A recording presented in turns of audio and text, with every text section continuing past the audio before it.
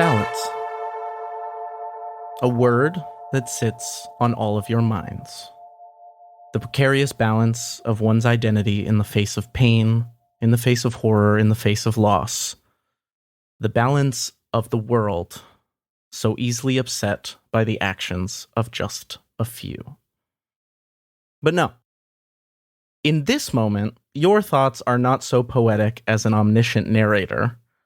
The balance you're concerned with is that of your ship, because it has just been upset, tipping straight down and falling into the abyssal darkness below. The power of your engine removed.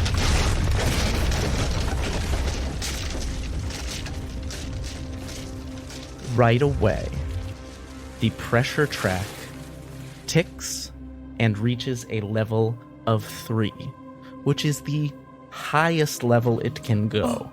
Oh no. All additional pressure from this point just automatically makes things worse. Great. Cool. Everything's fine.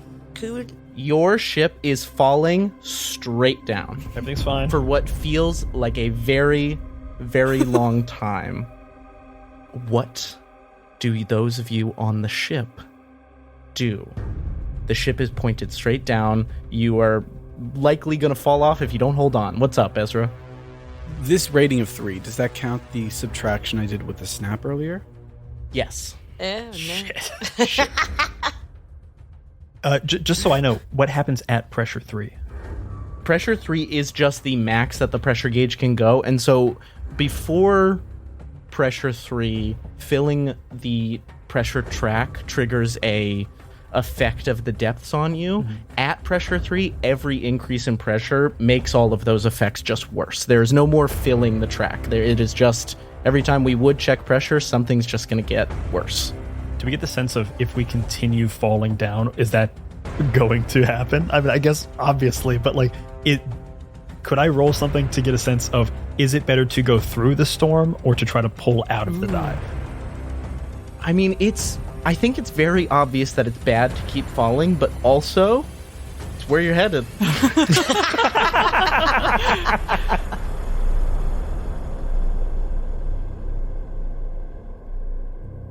You can try to pull out, but I will tell you that, essentially what I will tell you is that any attempt to right your ship in this freefall is going to invoke a cut of 2 on a ship roll. I want to help Whistlin. If you're gonna take the wheel or something, I'm a medium-sized tree again, and I'm big and strong, and Elliot, you have to let me do this. Elliot, we get an advantage because Cherry is a big goddamn tree. Medium cherry. I did the best I could, okay? Yes, you can roll. You can tell me what you would like to do. Some things that happen as you fall. You guys grip to the ship for safety, and things get weird. As soon as you cross the threshold from sink to drown, it's not a line you feel yourself cross, but the weird gets weirder and the bad gets worse. The proto-Leviathan skeleton that has been installed to protect your hull's head fully turns around and laughs at you as you fall. I told you we shouldn't have gotten this thing! Oh my. Shut up. The ghost oak of the ship feels as if it is pulling your very soul out of your body, beckoning you to become one with it, and you all gain the new mire with 1 check in it. We will never see the sun again. Oh my god. Jesus. Now, I'm not on the ship, so I don't get that mire. You do not get that mire. Bats, we will get to you. I am not concerned with you right now. Yeah, just want to make sure.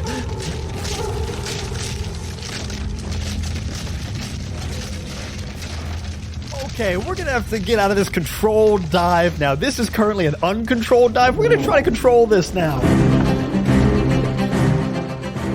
I'm going to use my wings as best I can to stabilize myself. They're not fully functional wings, but they'll help me at least get there.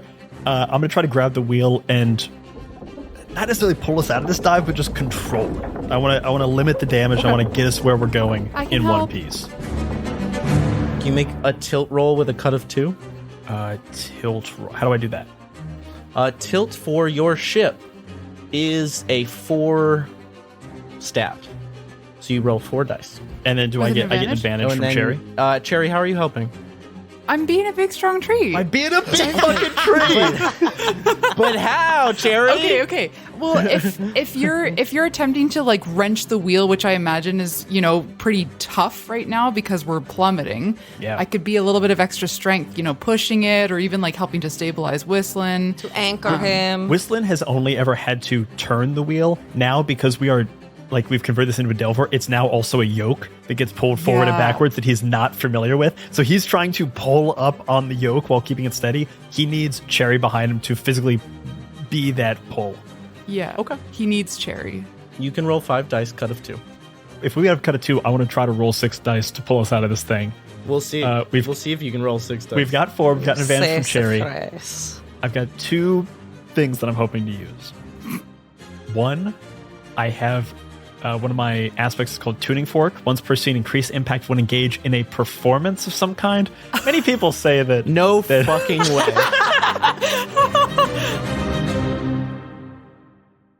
The second would be, could I use the Mask of the Void Eternal Ooh. to essentially like sink into, to put it on to block out the world? And I would imagine that like the Mask of the Void Eternal would maybe be able to help me move through this place, or at least to maintain a calm center. Oh, he's thinking about it. Oh, I'm so I'm close. thinking about I'm so it. close. You keep that thing on you? I kept it keep on the me. mask on you? Yeah. Yeah. It's always on the back of my head, so I can just swing it around. Yeah. Let him do it. Okay. Let him do it. Think of the bad things you can do if it goes wrong. Yeah, of course. Yeah. Yeah. Okay. You can roll 6 dice. Kendo. I know how GMs think. I also Yeah. have one more thing. You don't. There's nothing else I've you got can a last have. thing for me. I've got my sheaf of 100 stories. Gain a whisper whenever you encounter a spectacle, horror, or new port during a journey. Our Leviathan ship just turned around and laughed at And us. laughed at you. Yeah. You gotta give me That that. feels like a horror. Yeah. That's for sure. Funny bones. Funny bones. Oh You my absolute God. bastard. I hate you. Did you have that one stocked away just in case? I didn't. It just came to me. I love it. It's so dude. good. It's All right, perfection. So good. All right, I got 6 dice. I'm rolling them. Do it. Oh my god, fucking 2 6s that both get cut. Oh, That sucks. That fucking blows. But I've got 4, 2, 2, and 1. So conflict Okay. with 2 a and 1. twist, Okay, so conflict with a twist. which I'll take. You and Cherry wraps around you, regaining some of her size for the first time since being attacked by Old Ornail, wraps around you as you grab onto this newly fashioned wheel that moves in directions that you've never had to deal with, but you know that probably pulling it is the right call. And you lean both of your weights back and tip the ship up. Still falling, but you have somewhat righted it in its fall. You guys are... So one of the features of the drown is that there are large gaps in the branch, and you have essentially, without your engine, fallen into one of those. Okay. oh. Jerry, you gotta pull me back. Okay.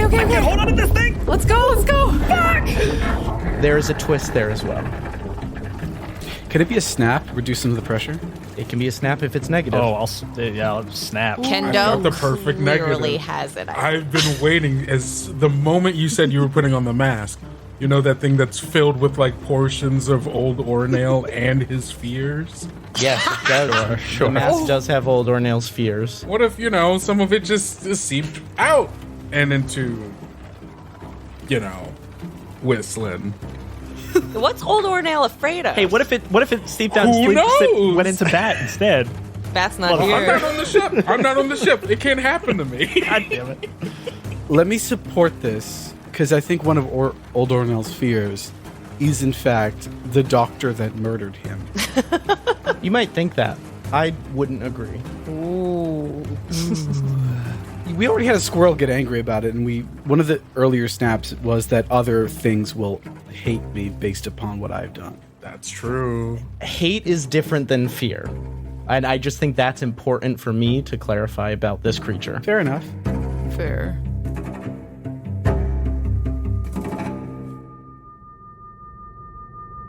So I think I throw on the mask and feel that, I assume that same silence that I've been feeling before. Yes. And use it as best I can to quiet my mind in the moments as we're starting to pull it up. I go to pull up the mask, like basically centering myself and then pulling up the mask that I can now see again. And as I do, it kind of gets stuck on my face for a moment as some of these fears seep like into my nose and my mouth and into my tear ducts.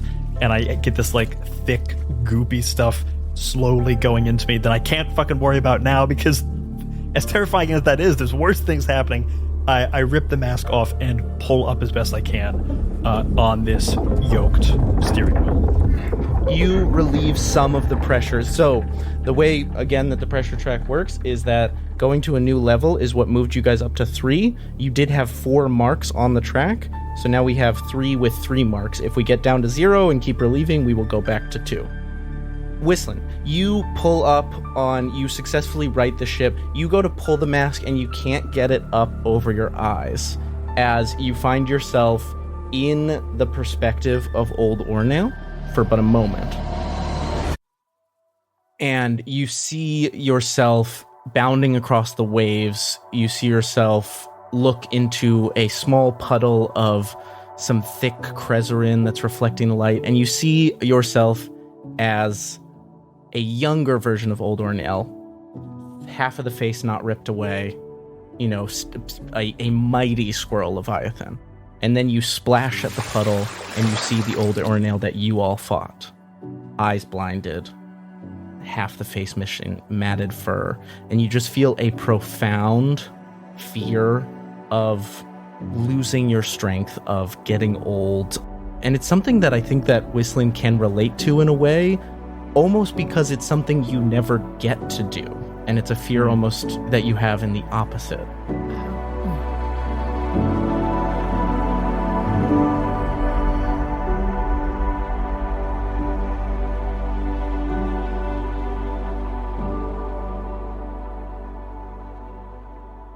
Izora and Cherry have time to do one thing each. I'll just try to grab the wheel. So what do you want to do with the wheel at this point? Because the ship is level. Okay. Are we trying to steer in any particular direction? Like, we know where we're going. You're falling. Like, that's it. That's Great. the only place you know you're going is down.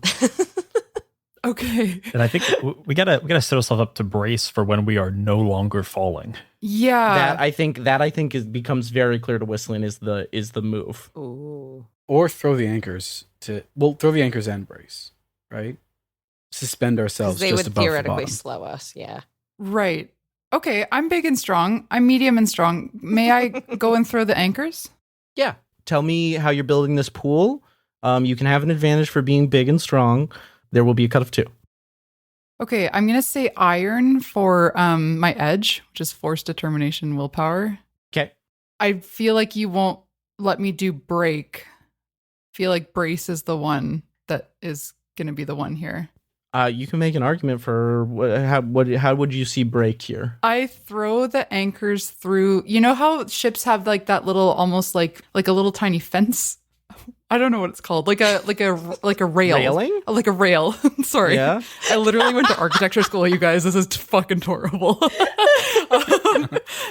a minute. Yeah, you're a former architect. I literally am a Little former fence architect. on boats. Yeah, architects aren't boat crafters. They're It's fine. different, true, Brian. and- But gotta they ship possess right. the vocabulary of the word rail. Yeah, you know how ships have a rail? I want to throw the I do. anchors through them. Through it. Okay, sure. In Yeah, an you can attempt to use break break. for that. Yeah. And like an attempt to be quick about it. That's why I'm Yeah, doing totally, it, not for no totally. reason. Okay, and then I get an advantage because I'm a tree? Because you're big. Yeah. Okay, well that puts Cut me of at 2. cut of 2. Cut of 2. Rude. Okay, that puts me at 4 dice. Not very good. Not very good. It's a good laugh. It's all 6s. So a 4 and a 2 got cut. Oh, Jesus. Which means what's left is 2 ones. Oh, a 2 and a 1. Oh, a 2 and a 1. Oh no! Excellent. That is a disaster.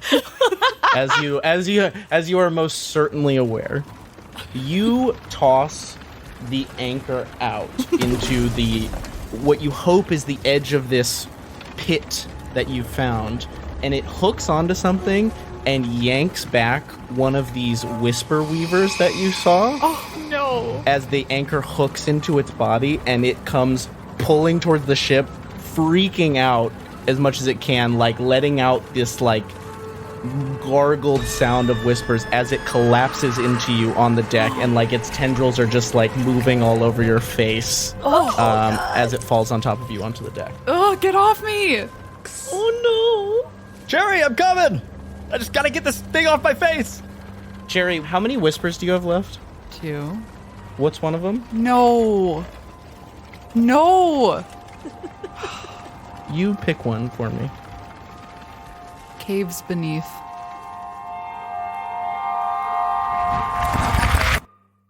You feel as these tendrils snake around your bark that they pull caves beneath out from you. Oh. That was the first whisper I got after leaving the cult. Oh. How'd you get that whisper?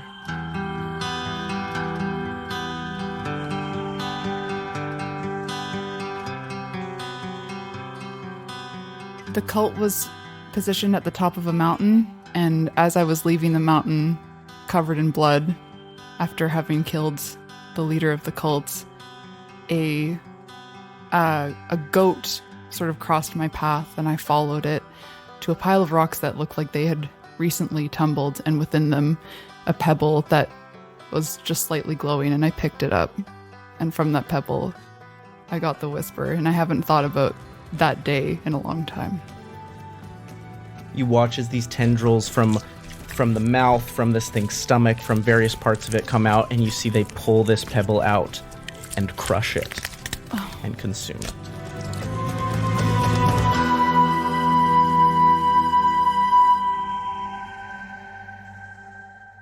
Izora. Yes, Ezra wants to do kind of... Well, I want to do 2 things. I know you said I can do 1.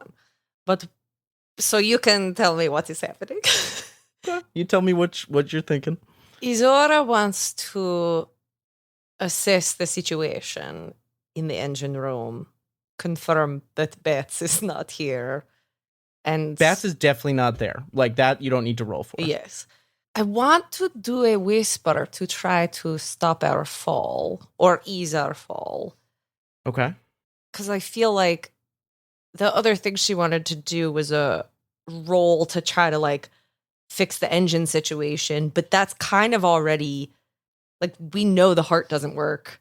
You know the heart isn't currently beating, but you know when the heart is beating, it might work as an engine. Would you allow me to do a roll, and if it doesn't work, do my whisper? Or no, I guess I have to pick one. I would say if you're going to use your whisper, combine it with the roll or just do it in some way. Let's play fast and loose. I'm just going to do my whisper. Yeah. I will remind you need to roll Yes. D6 for me. Izora rolled a 6. A 6 is a shout. What is the whisper? What was your intention? Did you want to say it? My intention was to say it. Okay. What is the whisper that you intend to say but shout? Izora is caught off guard going into engine room and seeing Bats is not here. It's very clear understanding Bats, something has gone wrong. And recognizing that we are falling, she intends to say out into the world, surely we will be drowned or not. And instead she shouts, drowned or not! Drowned or not, here I come! Here we go! The suit is drowned, not. This ship is drowned or not! Very good. So I will throw it to the rest of the table. What is the twisty way that drowned or not affects the world? here's my pitch, is that not could be spelled with a K, and these whisper weavers are weaving stuff with their weird stomach fur. And drown, that's as far as I got, so I'll just throw that out there. They have all been knitting into the same thing. Oh, here it is. These whisper weavers, for time immemorial, have been knitting, have been crocheting, have been melding together the whispers and the secrets of the world into a great quilt, a great loom, a great thing that is completed now. Like a net that might catch us? Is that what you're saying? Exactly like a net that might catch us. Wow, I really like it. Can I add a creepy twist, which is instead of it being quilts that catch us, it is more like giant spider web?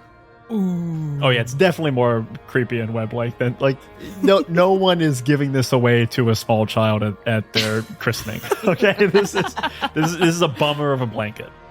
Kendo, you got something? Does the ship falling into it break the weave and breaking its fall?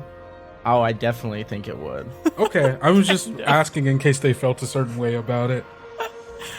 Oh my god. Something like this to have happened this perfectly in this time is not a thing that is coincidental. I think whether or not these weavers knew it or not, this tapestry has been made for this occasion. Interesting. I like that. Whoa.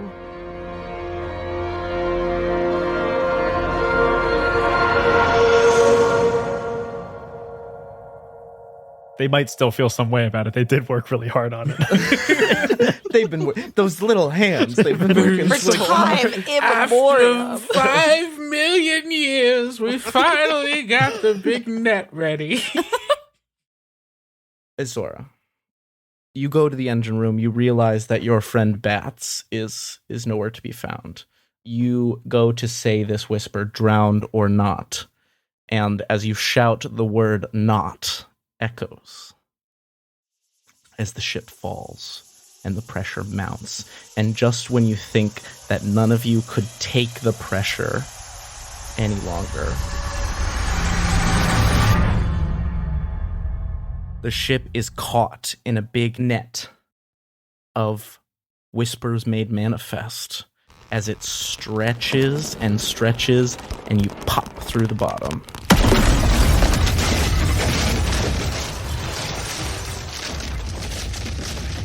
Slowing your fall just enough to crash still, but survive the fall.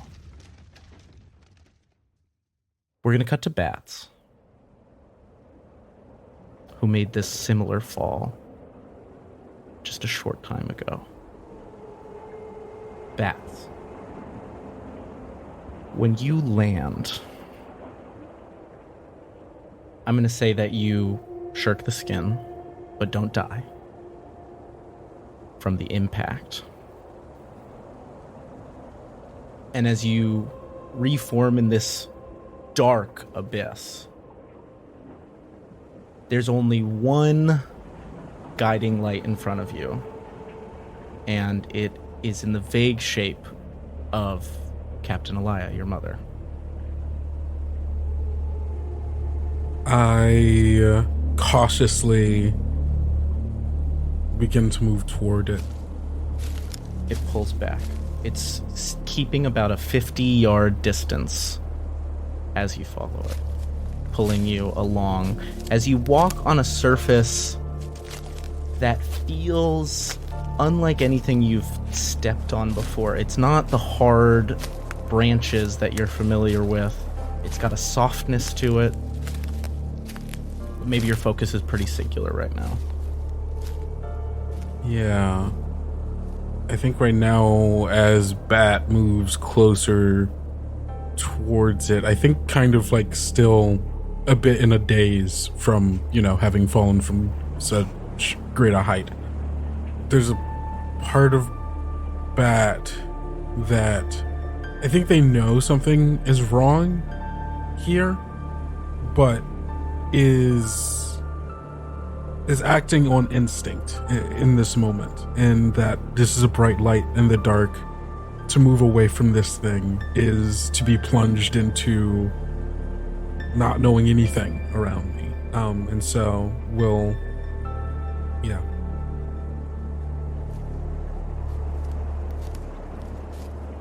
As you follow this beacon in the shape of your mother, one thing that maybe doesn't quite occur to you at first because you're on some sort of autopilot is that there is a piercing cacophony of noise. Bats are very good hearers.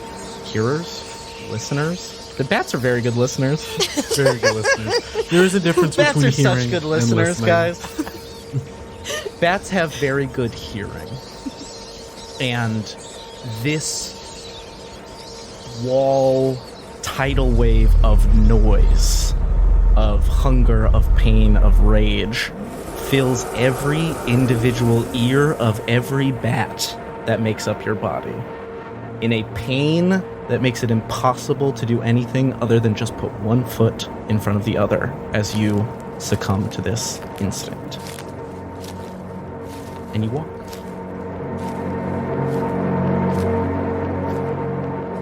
Meanwhile, after some time, yes, you all... The ship lands.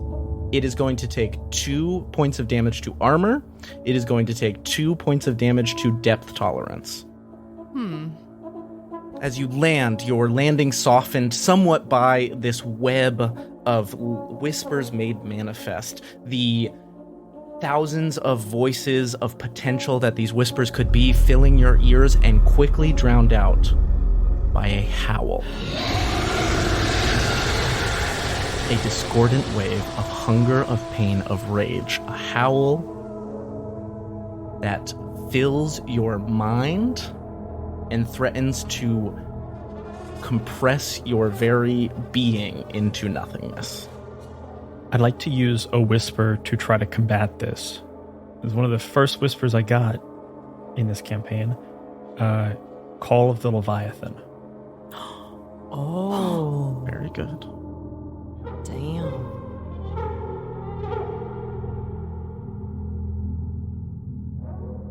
What I'll tell you, Brian, mechanically, where you guys are, there's going to be a slight twist on our whisper mechanic.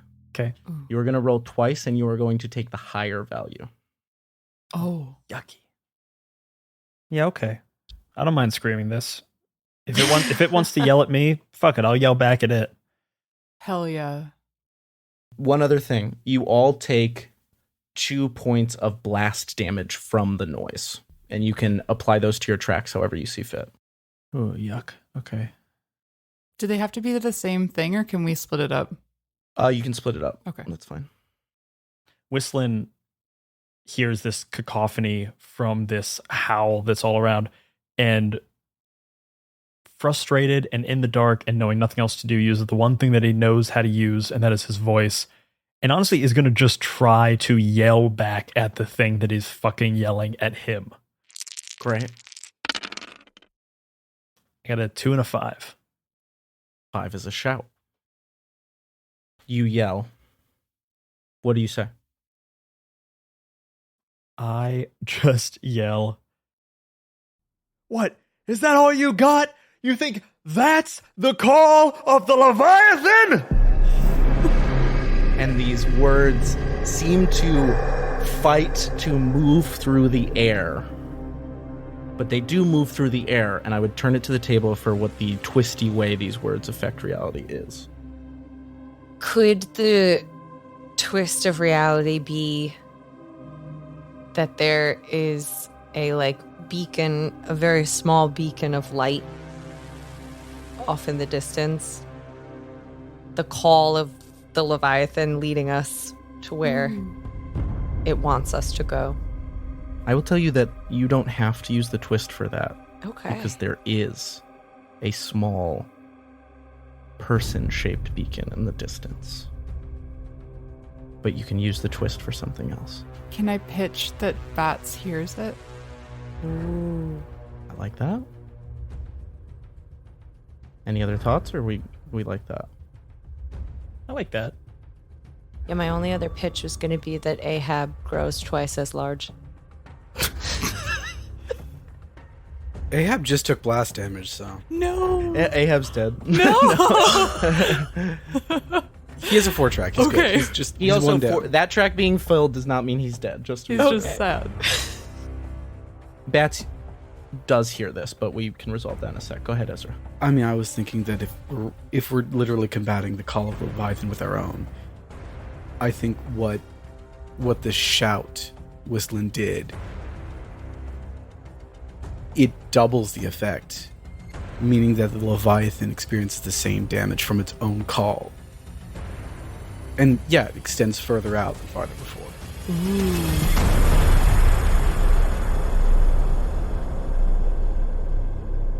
I don't know if I can do the twist of my own thing, but here's a pitch. The howl from the Howl Eternal is this cacophonous wave of sound. And I think by calling out the call of the Leviathan, I match the frequency and shift it so that it is canceling out the frequency and we get a moment of silence. I like that. The phase. I love sound. Hey, are you an audio engineer? So one bit phased out. And I think within that silence, we give ourselves just enough time to assess, understand, and move without being affected by the terrors that are around us. I like it. I will do you one better. Hey, do me one better. You call out the call of the Leviathan as your voice meets this howl that is all around. You get but a moment of silence. And in that moment, the heart of a being of silence has enough time to start beating, giving you a working engine, at least temporarily. Izora, kick it! I don't want to injure. Turn it on! It looks like it is on whether I do kicks or not. We're gonna teach you idioms. I want to ram it into gear and try to move us away from the howl. Very good. You guys crash, use this call. The howl fades for but a moment, and in that moment of silence, boom, boom, boom, boom, boom. As Whistlin, you realize you can retake control and power the ship forward. As you guys move the ship forward, you, after a short while, encounter that wall of sound again. And having done nothing to cover your ears, I'm going to say you take 2 more marks of blast damage. Nothing to protect yourself. And furthermore, in the distance, you see this glowing figure floating a little bit above the ground, and you see the shadow of a shambling figure of bats.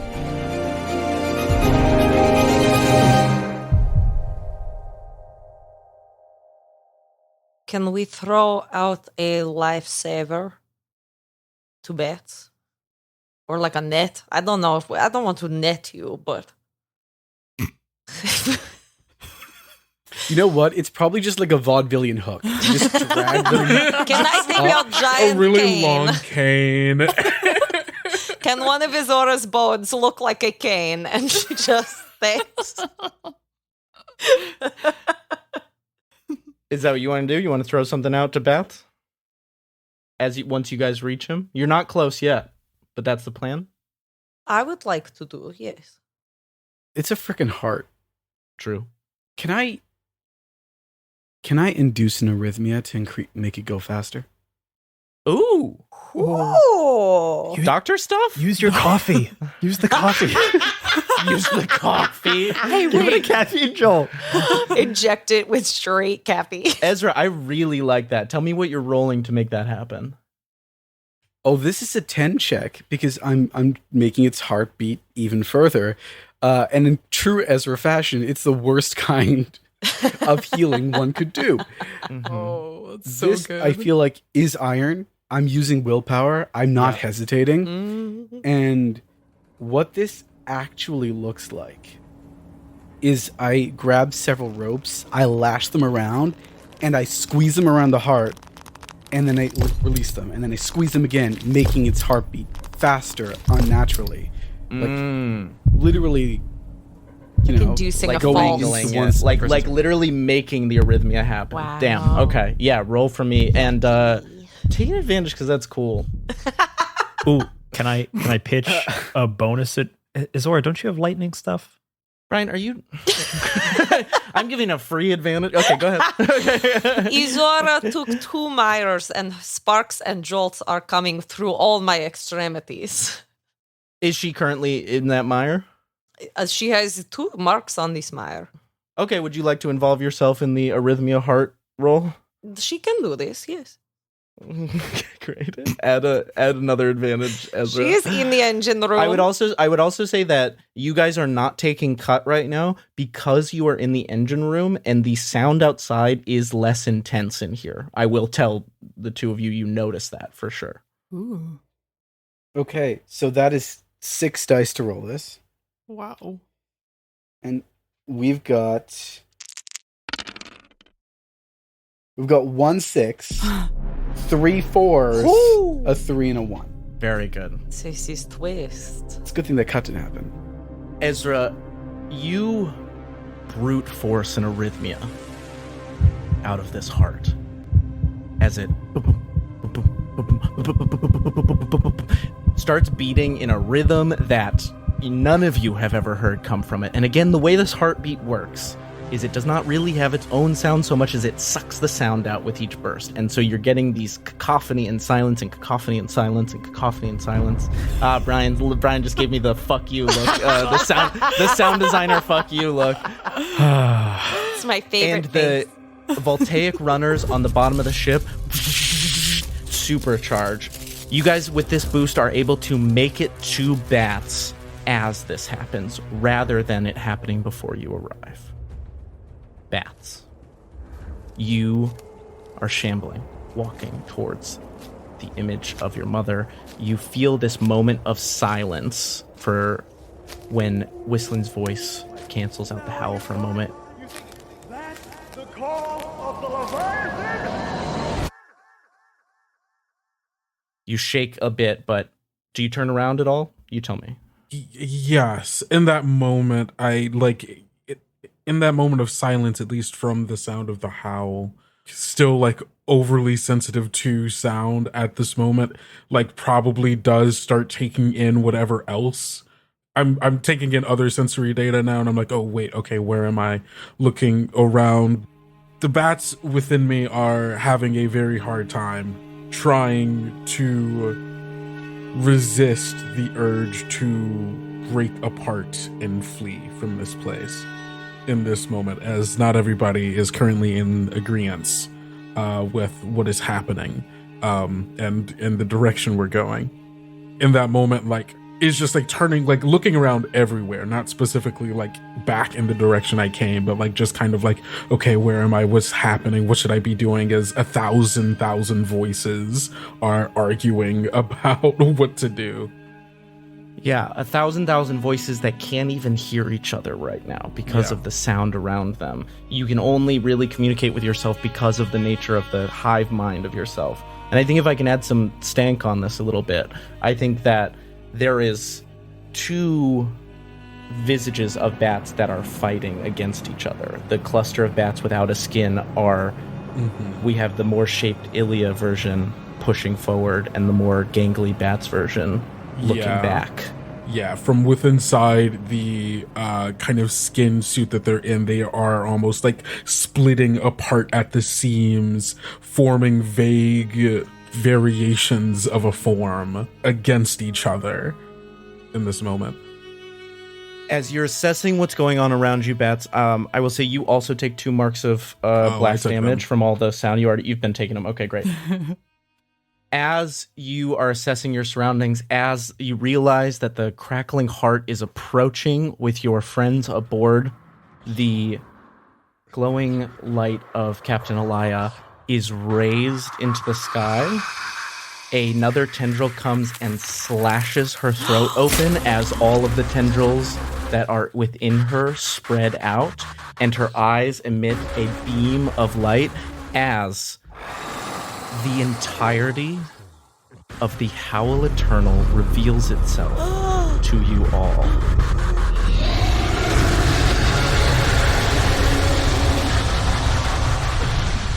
A creature the size of a town like Odson's Respite that towers over you, that reaches around you. It's millions of hair-like tendrils spreading in and out of branches, thousands of gaping maws with sharp teeth, and one large maw the size of a great iron root across its center. As the chorus of pained voices hits you all once again for 2 marks of damage. Oh. Because you have not covered your ears, unless you want to cover your ears after that last one. Can I throw on the Mask of the Void Eternal and go into that would be a way place? to cover your ears for sure. I'll do that, and I'll take the fears of old Ornale. Oh, and Ezra and Izora don't, because you're in the engine room. Cherry splits again. Cherry splits again? Yeah. Ezra's role also had a twist for the arrhythmia. Oh, yes. Twist. I would like a snap, actually. Oh, okay, never mind. snap. Oh, well, my twist is also negative pitch, so it could work as snap. So we might as well get something out of it. My pitch I was going. love you, Abby. You know that? My pitch was going to be that Ezra and Izora both take a mire for forcing this arrhythmia. Yowza. Oh, I like that. Oh, a snap that doesn't affect me? Sounds good. But he snaps, so helps as well as hurts. I might flavor it that you both take another mark in the "we're never going to see the sun again" mire. Whoa. Oh, okay. And then from most recent sound incident, we do not take this because we are in engine. Yeah, because you are in the engine room, surrounded by Perfection. the dripping ichor. The entirety of the Howl Eternal is before you, but you couldn't possibly comprehend that entirety. A being of living whispers made flesh, made hair, and made malice. I have a track for the Howl Eternal. Oh no. It is 9 spots long. What would you like to do? Does this thing have a mouth? It has many mouths. So many mouths. Good to know. It's more mouth than anything else. And Bats is how close to us? Bats, you guys reach to where you could throw a lifeline to Bats. As Bats is sort of split their attention, and Elia has been lifted up, her throat slashed, and her eyes glowing. It seems like the Howl is about to puppet Elia to do something nasty.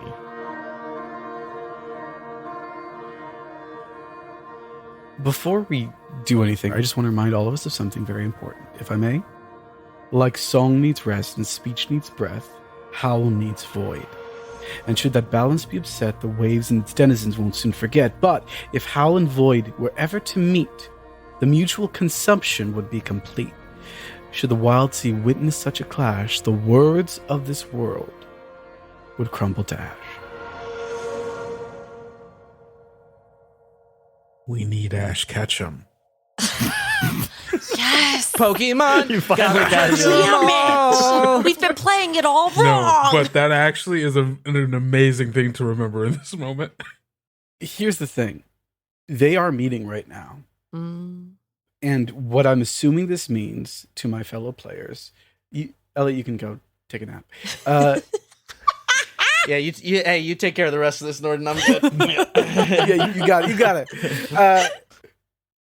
I think one, they cannot be imbalanced. One cannot be dead while the other lives. But if they do meet, if they do combine, they will overtake each other and wipe each other out to the point that whispers are no longer functional. I think that's what that means. But the words of this world just crumble to ash. I've been thinking about this for months. All right. So we got to keep that heart away from the body. Well, no, I was thinking we would, for consumption, we have to throw the heart into the many mouths. But that would cause the mutual consumption. That would mean the words of this word. That would mean no more whispers or whatever. Bats and Whistling, can you roll to avoid massive blast damage? Hey. Oh, Jesus. Hey, now. I'm going to use Flourish and Grace. Any cut? Cut of 1. Mm. Actually, no, Whistling, you're blocking your ears. No cut. Either way, I got a 5. Great. You're just going to take 1 mark of damage as the visage of Elia shouts a concentrated blast of this howl directly at you. Do we see the body of the Void Eternal anywhere around here? No. Okay. I have not described what Ahab has been up to because he's not been in my pocket during this whole escapade. And as our ship rushes towards Bat, Ahab is used to taking care of bats, carried those little bumblebee bats inside his little paws, and is going to jump off the boat and try and plug Bat's as many ears as it can access with little scraps of cloth from his bedding. So sad because he's so small. Yeah, and Ahab doesn't look good either. Their ears are bleeding. But he's like going to try and save bats as much as possible to try and eliminate some of that cut. Okay. I will say we're not eliminating cut, but you can have an advantage. Okay. So I'm going to do iron. I don't really know what skill to use here. Sense is really the only... I would say sense is not applicable here. Yeah, I didn't think so. I think it's the opposite, actually. So I genuinely don't think I don't have a skill that would be helpful. in this Nothing to moment. dodge or anything. Yeah. Or outwit. Wave walk. Ooh. It's a weird interpretation of wave walk, but it's potentially... You are outside of the ship. Yeah. I've got 1 wave walk. That's better than nothing and anything else. So Yeah. You're outside of the ship. so that's 3 dice. With a cut of 1 or 2. 1. 1. Okay. So with the cut of 1, that's a 4 and a 2 left. Oh, He's not worse. Not awful. We'll take You it. succeed with a drawback, so you are just going to take 1 piece of damage instead of a massive damage hit, which would knock off an entire aspect. Well, I mean, As Elia shouts this howl out of her mouth, and this isn't Elia, as I think you can all tell, but this is Elia being puppeted sort of as a direction of force. The Howl Eternal puppeting Elia sends a wave of this howling sound as pure concentrated energy at Whistlin and Bats. You each got partial success, so you take only 1 tick.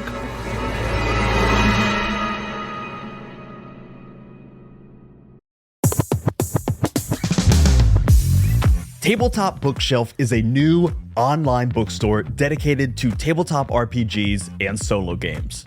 Tabletop Bookshelf partners with creators and publishers to bring you a diverse selection of independent and crowd-funded titles, with new games arriving all the time.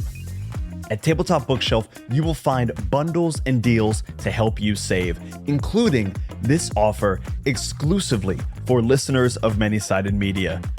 Use the code MSM15 to get 15% off your first order of non-sale items.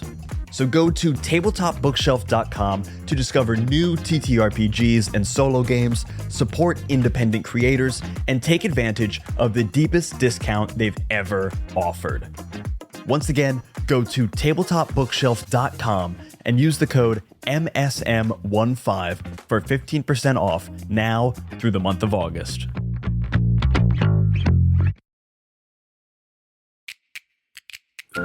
Rom-Com Drama Bomb is a 3-player, GM-less, asymmetrical TTRPG about meet-cutes and mayhem.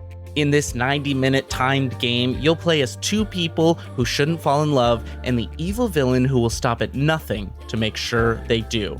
Rom-Com Drama Bomb is now available. You can grab it digitally at moreblueberries.itch.io/romcom, or you can grab a physical book, the pinkest book you've ever seen, at moreblueberries.shop/romcom. Check it out and happy romcomming.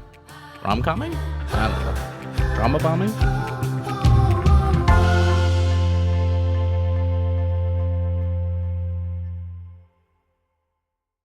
Okay. Izora, you wanted to do something.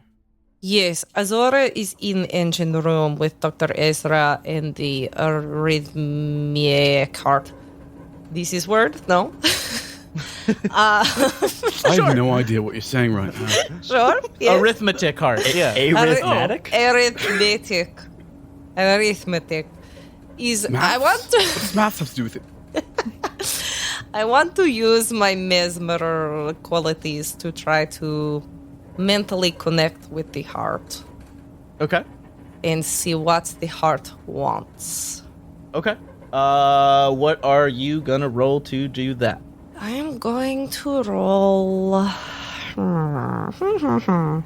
tides and then I think sense.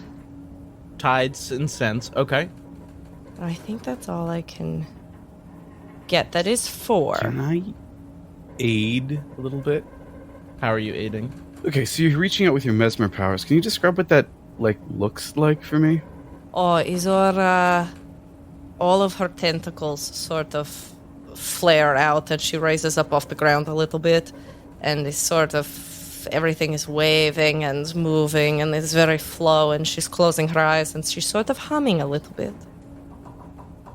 Oh, yeah, I got it. So, are you trying to read this thing? Yes, no interruption. Here, and I point out the nerve clusters in the heart. Okay. You know, the Okay. place Yeah, where that's the doctory. pathways, yeah. That's doctory. Yeah, you can That's have an doctory. advantage for that. Okay, there can be one interruption, thank you. She's just rattling her bone necklaces, swaying back and forth. Can I also? I want to offer another advantage. If Where are you'll- if you'll you? allow You're me. not in here. Well, it's not me necessarily. Nice. Could I have left my Russian nesting vase / Icar Pied Piper thing down near the heart? Elliot's face. And basically, I want to give Izora a tool with which to better commune with the heart. If she has a thing that can control the Icar. I huff it. You just leave stuff like that in the engine room? I mean, maybe Izora stole it. She's very sneaky. I do love a little bit of theft. You know what? It's the finale. Sure. Okay. Okay. Yay! So So we're up at a full resigned. 6. We just have to bully Elliot, and then we can Exactly. get what Then we want. we get what we want. All right. That's it. That's it. All right, right. Izora. And Cherry is also a big guy. So I think I get a 7 I am a big tree. Actually, I'm not. I'm fucked up. Cherry's still up. I'm a little tree. I can't do shit. Wait, I thought I fixed you. What happened? Yeah, and then And then you guys got fucked up we again. got re-fucked up. yeah. Yeah. I broke again. All right, Izora, roll them bones. All right, we are rolling bones. Rolling bones. All right. Would you believe most fascinating thing has happened? Truly. I would. I would believe all ones. I have rolled 1, 2, 3, 4, 5, 6. Yahtzee! Hot potato. I feel like I should get some sort of bonus thing because I've rolled one of each. Perfect success and no twist. She gets exactly what she wants. You get exactly. You get wild. exactly what you want. Truly nuts. To the Can't letter. believe it. What are the odds? What a fucking roll. Okay, Izora, what is the question you would like to ask the heart as you mind meld with it? Izora wants to know what the heart most wants. What is it aching for? He's been telling us, put it back. But Yes. what? Could it give some more specifics? Sure. Could you get a little more specific, heart? Maybe like a heading or something. A direction, northwest, south, down. Izora, you see images similar to the memory you had of that root ball sort of lair of the Void Eternal, but you see that now that root ball in this vision is kind of devoid of color, and there is the large, again, somewhat incomprehensible body that has seemingly lost color, and there is a giant gaping hole where the heart was, and sort of a blackness spreading out from it, like rot. Like the body is rotting without the presence of the heart, and the focus of the want of this heart is on that cavity in the chest. And like, you know the course, and it sort of reminds you of that course, and that is on the other side of this giant being that has interposed itself Oh dear. between your ship and your destination.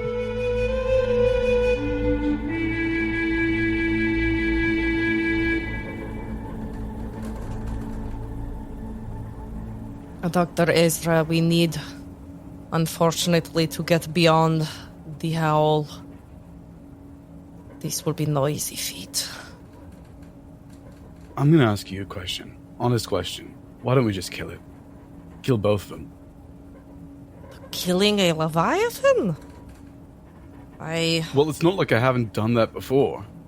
Well, look, if we are doing this, then yes, I have technically done this before too, but you see where it has landed me? We are right now back here. Or sometimes the non-lethal option is overall the worst option. Trust me, I would know. We will... We have to tell Kelly to drive us straight past, and we will do what we can do. Liz sort of like stumbles in, holding this giant weapon that you've sort of seen Izora over her shoulder, and taking a little bit of like gauze and wiping black ichor and shoving it in her ears, and then scooping a bunch of it into a little jar, and then is like, well, and walks out to go join the fray. Is my gun on her anywhere? Oh yeah, her gun. She reaches down to her belt and tosses you your fixed gun. Oh, she does return it. Yeah. I really thought you were going to be like, it's on her belt and it's clear she's not giving it back. She's etched her name in it. Yes. This trick with the ichor, do we think this is secret to not having it invade our ears? What do you mean? This is curious. And rather than continue speaking out loud with this, Izora is just gonna get real up close behind Liz, especially because she knows her ears are plugged with things. Get real close and be like, is this secret to no damage from the hell? Jesus Christ! God damn it! You'll see. Oh, was this too close? The people have told me She I pulls go one of too the close. plugs out of her ear. What? Oh, yeah. Izora, if you don't want to get, like, damage in your eardrums, stuff your ears. Yeah, that makes sense. Izora is as close to Liz's ear as one can be without touching her. Just looking inside at trying to see if the ichor is, like, seeping in or if it's just sitting there. You look inside and you see 5 lizards that have formed themselves into the shape of an ear. Oh. It's gross. It's really gross. This is fascinating. Yeah, you see this like lizard ear that has formed beneath the canvas sort of skin that Liz wears, and you see that because it's like absorbed on. It's not a ton of ichor. It's like she's essentially created an earplug with some gauze and some of this ichor. Fascinating. And she's gonna go back and grab the little rushing nesting vase of ichor that Whistlin so thoughtfully left in the engine room. So thoughtful. And she's going to go back and grab it. Dr. Ezra, we need to get this to everyone. And then she's just going to fly out of the room without waiting. Okay, great. Izora, when you leave the room, do you have your ears plugged? Oh, that's a good question. Yeah, I think she does do it. Okay, cool. Then you don't take blast damage immediately upon exiting the room. Cherry, where are you right now? Is anyone on the deck? Whistlin's on the deck. Whistlin's on deck. And where Liz just came into the engine room and is... And Liz is probably on her way to the deck with this weapon over her shoulder. Okay. I think I'm and we've all seen bats. Like bats Bats is currently like recovering from this hit, is like still has this sort of split attention going on of themselves. Yeah, out on the branches. And so sorry, do we see Elia?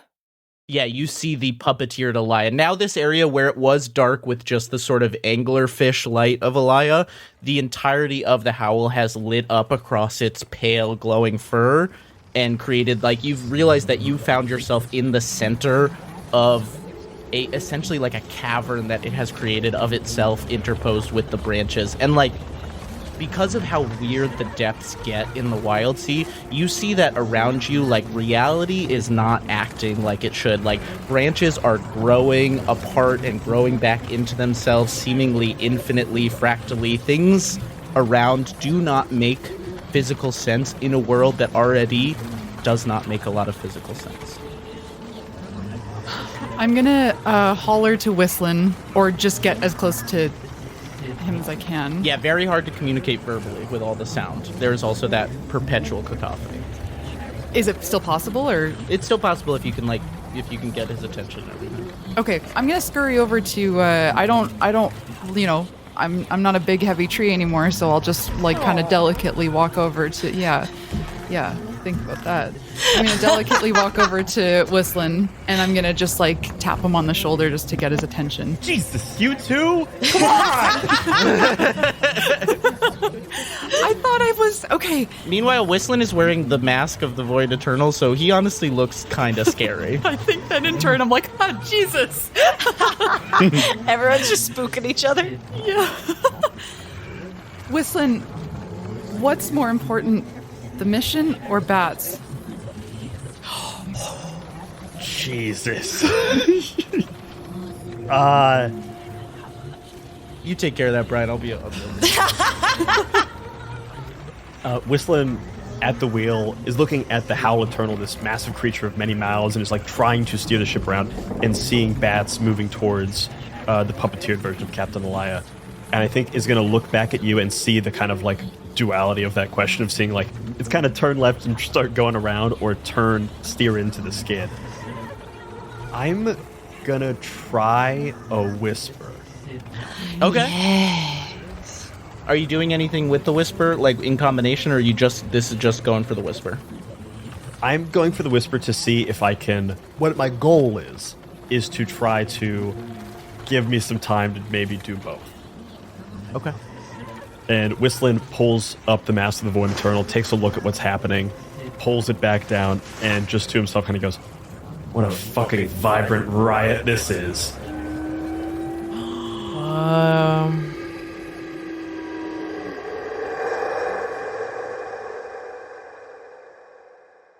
Could you roll 2 and take the higher, please? 5 and 3. Okay, 5 is a shout. So, Oh boy. Oh, Vibrant Riot rings out, that howl mixing with the howl that surrounds you. I would turn it to the rest of the table. What is the forceful twist of Vibrant Riot that happens when Whistlin says this? My first thought upon hearing the words Vibrant Riot is like a weird acid trip. Yeah.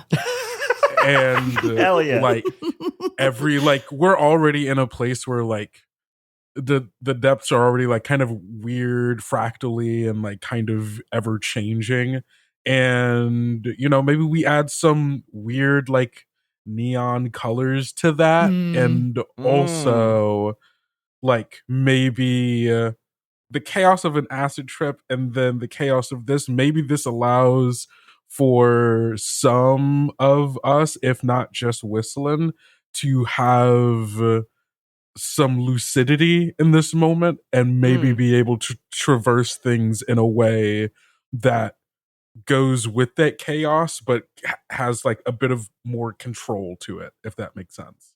Can I like that. pitch? Because like acid trip, one of the things is like this synesthesia of like seeing color or hearing colors and seeing sounds. The howl is sound made manifest. Could we invert that for a time, and like we are now seeing the sound of the howl, which is giving us some kind of like limited immunity to its like blast effects? I like that. I'm trying to think if it applies to everybody or if it's something that's like just a you benefit for a while. So either Maybe it's just the ship. Here's the option. It's either a benefit for Whistlin for the rest of this encounter or for everyone for like one action, like one full action. I would argue because we're talking about a riot, it should be everyone. Yeah. I'm down for that. I also think that we should have some light in here. So what if there's some cracking of the trees and it looks like another whisper well is being formed over this location? Just for like aesthetics, you know? You know, just for fun. You know, Noordin and I do get a little bit of fun today. Exactly. So. We get a little bit of fun. Yep, we're not going to give any context to that. Great. An off-mic bit. An off-mic bit. Brian's favorite thing. So, Whistlin, you say this whisper, vibrant riot, and you guys all of a sudden find yourselves overcome by a drastic change in perception as all of your eyes sort of get this kaleidoscopic shell over them for a time. And in a area of the Wildsea that was really existing sort of monochromatically, like the only light here was this pale moonlight off of these tendrils. Everything was monochromatic. Now with this kaleidoscopic effect, as the trees around you, their barks crack and split and new colors emerge from them, you feel for a moment as everything goes quiet.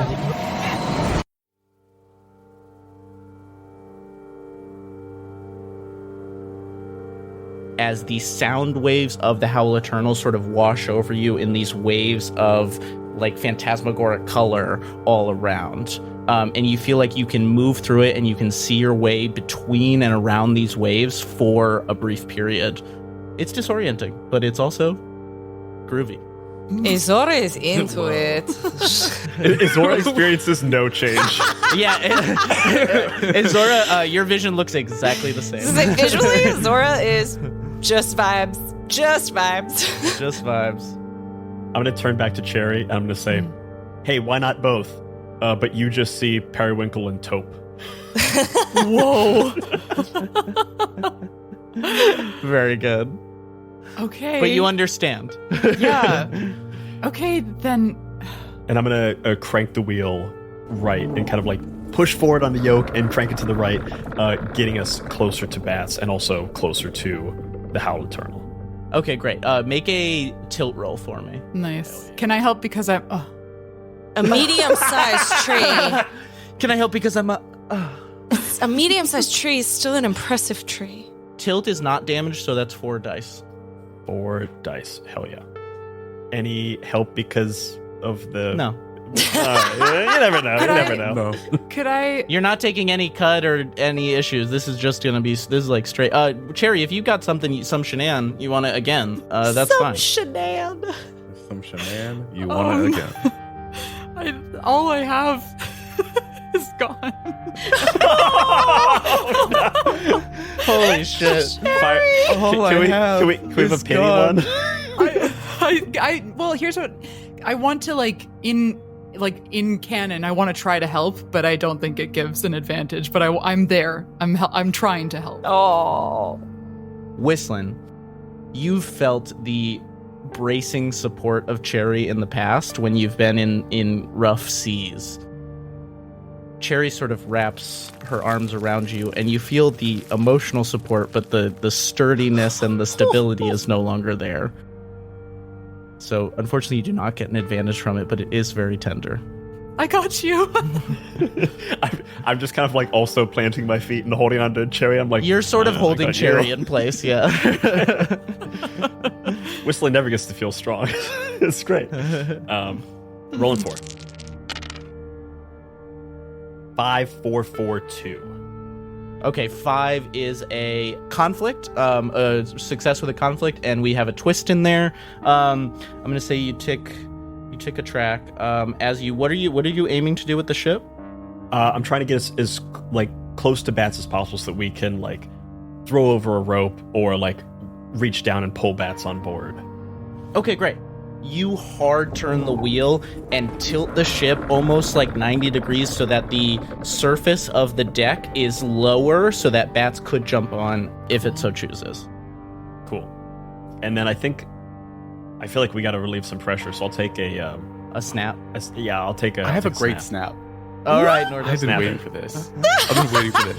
I think as we turn and shift, we come against the bark of an old ironwood tree, and a bunch of our hull just comes off, exposing the engine room to the outside. Oh, okay. that feels bad, but also a little bit helpful. I love it. Right, this is a second egress for bats to jump in. Nice. Yeah, nice. Yeah, so we'll say that, like, Bats was moving along this very thick, dense ironwood branch, and you guys turn the ship, and you overturn a bit, and it cuts into it. And as the ship breaks apart in part of the hull, the engine room gets exposed, and in this moment where you guys are seeing sound as vibrant color, you see just pure desaturation leaking out from the engine room as it is sort of exposed to this loud environment. Silence meeting sound, and creating this sort of drain of color. What a nightmare. Can I do one last thing that's sure to be a bad idea, but I think might be thematic? I like bad ideas. Yeah, go ahead. We love it. Okay. Give me your bad ideas. I think hearing or seeing Whistlin tell me that we could maybe do both, and in Cherry's mind, regardless of if we're gonna try to do both or go for one or the other, what she wants to do is try to, like, shore up Bats to make sure that they have the best shot at whatever they plan to do, because I really don't know. I don't have a read on. So your big thing is you just want to help Bats. I want to help Bats, and so I want to, like, in the same moment as we're hitting this tree and breaking apart, I want to look to Bats, and I want to try for a whisper. Yes. Should I roll first? What is the intention you want to roll with? Just generally helping Bats? Yeah. So I would want to say it. I don't want to shout it. I don't want to whisper it. Okay, yeah. So roll the 2 first. Yeah. It's pretty unlikely you're going to whisper it. It's pretty unlikely. You never know. My rolls are like hot. You get a 1 or trash. 2. Is it double sixes? I rolled a 1 and a 6. Ooh, wide stance. What does Cherry attempt to say but shout? Oh, no.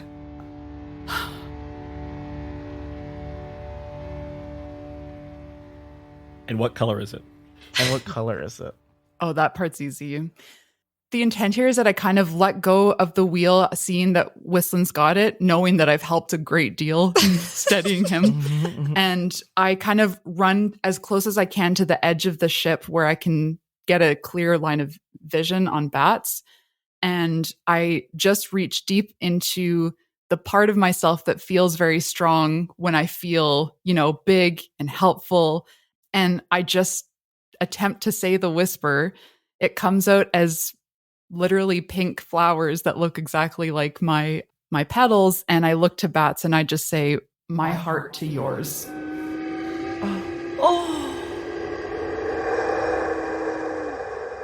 Which is the whisper that I obtained originally from the Whisper Well. My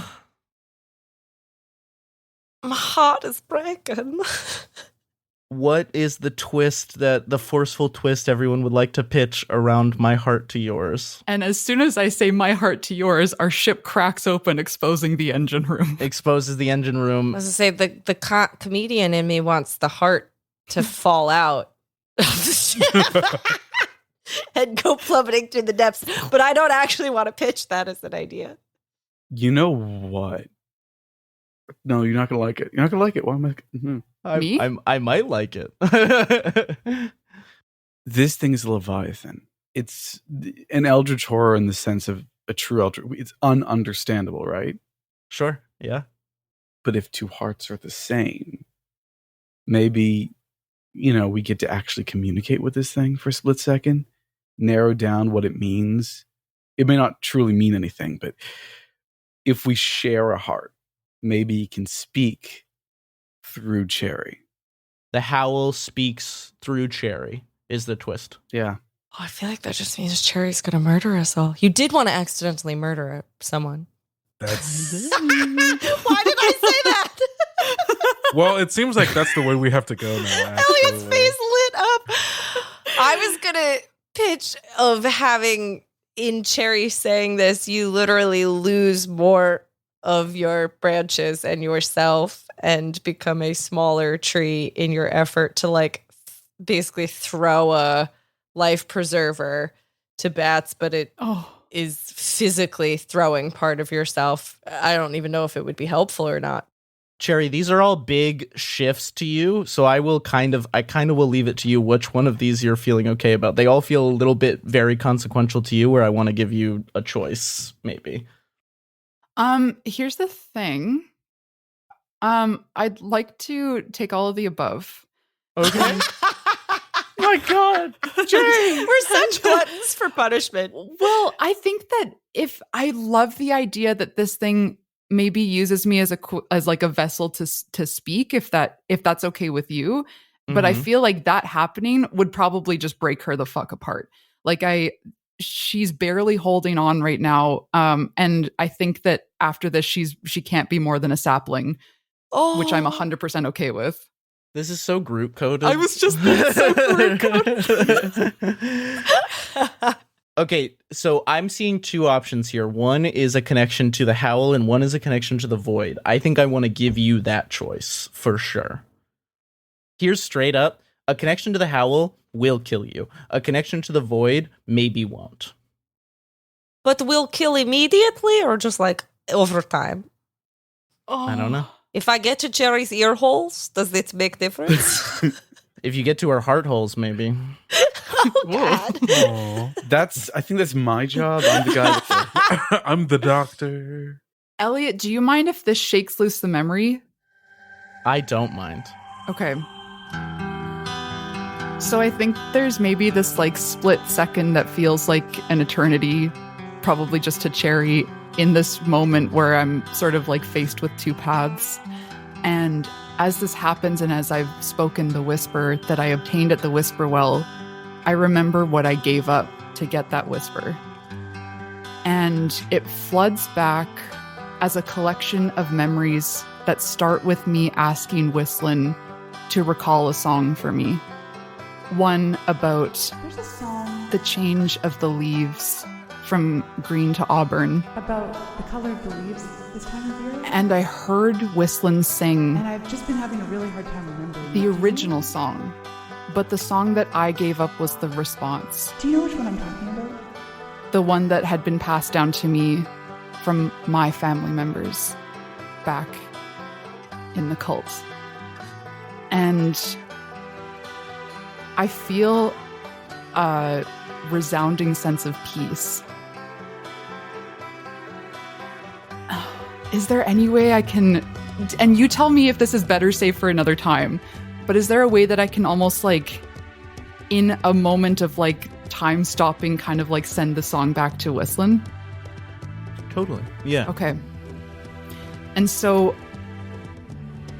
in the moments before I make the decision, I turn to Whistlin and I don't say anything, but I do just start singing with whatever capacity that I have to do so, be it visual or otherwise. Which of the Leviathans did you choose? Once I do this, I will go to the Howl.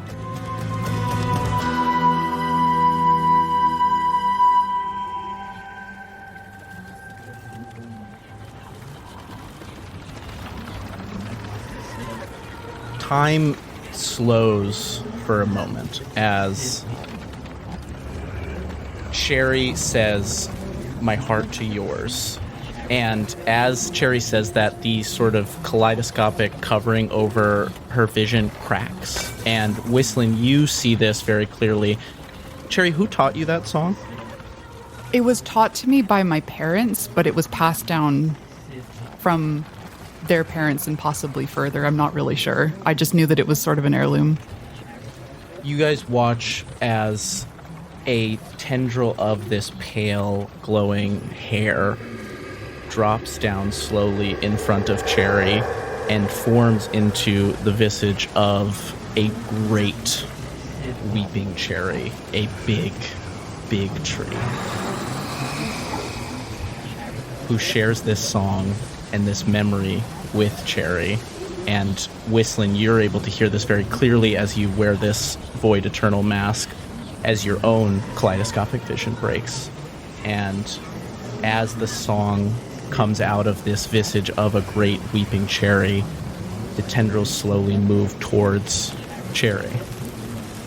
And we hear this song as they begin to pierce her bark. Whistlin, do you remember how it ends?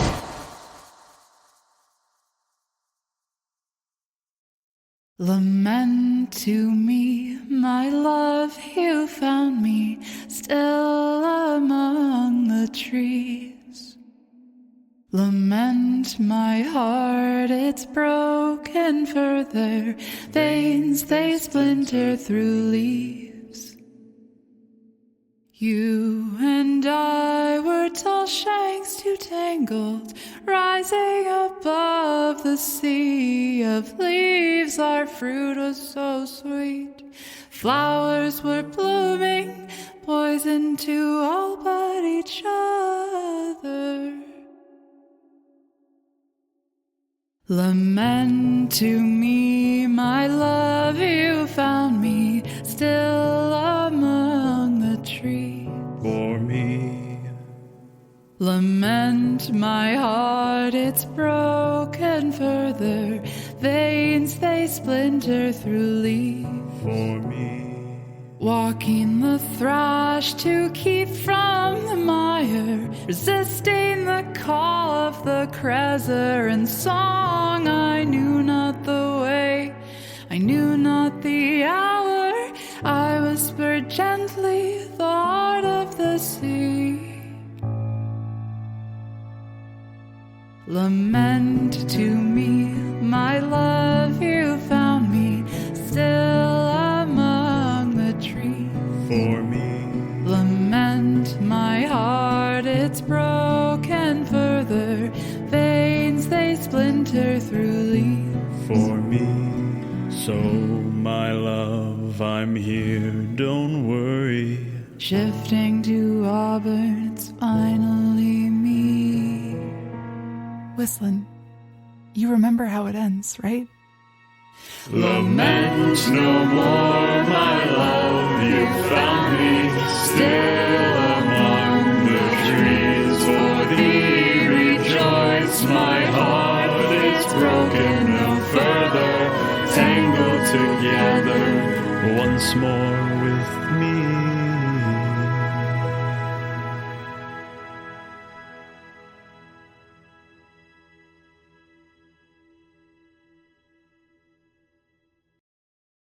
As the last notes of Lament play out, you watch as this pale facsimile of Cherry's relative from 1, 2, 3 generations ago embraces her.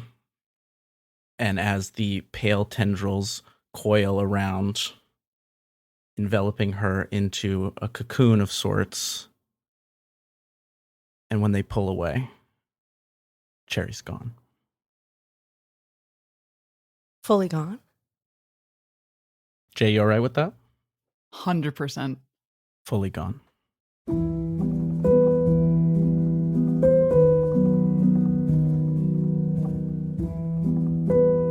Whistlin's at the wheel and is turning it and is hearing the song that he's been looking for pupation upon pupation, and knows that this is it, the letter that got lost in the post to him that he never heard.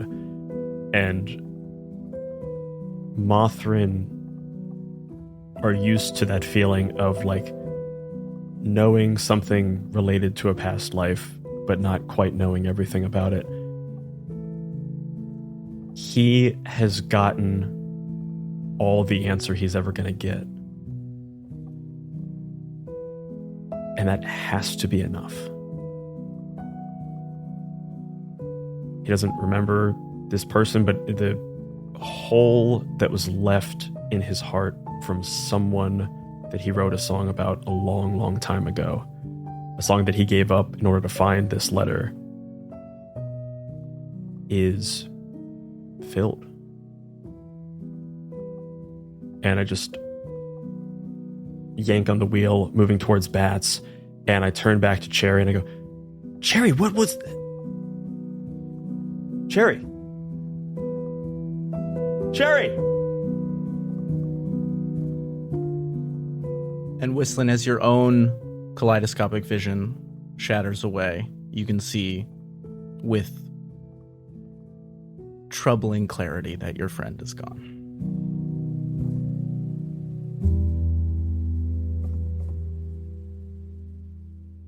I look to the space that once occupied my friend, and through that emptiness, I can see just past it to where Bats is standing in the drown, and I'm going to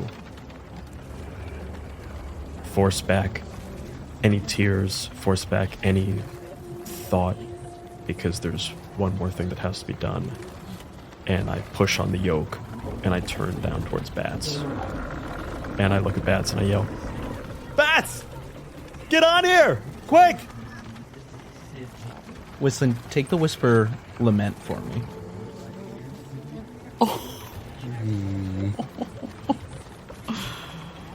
Bats. Yeah.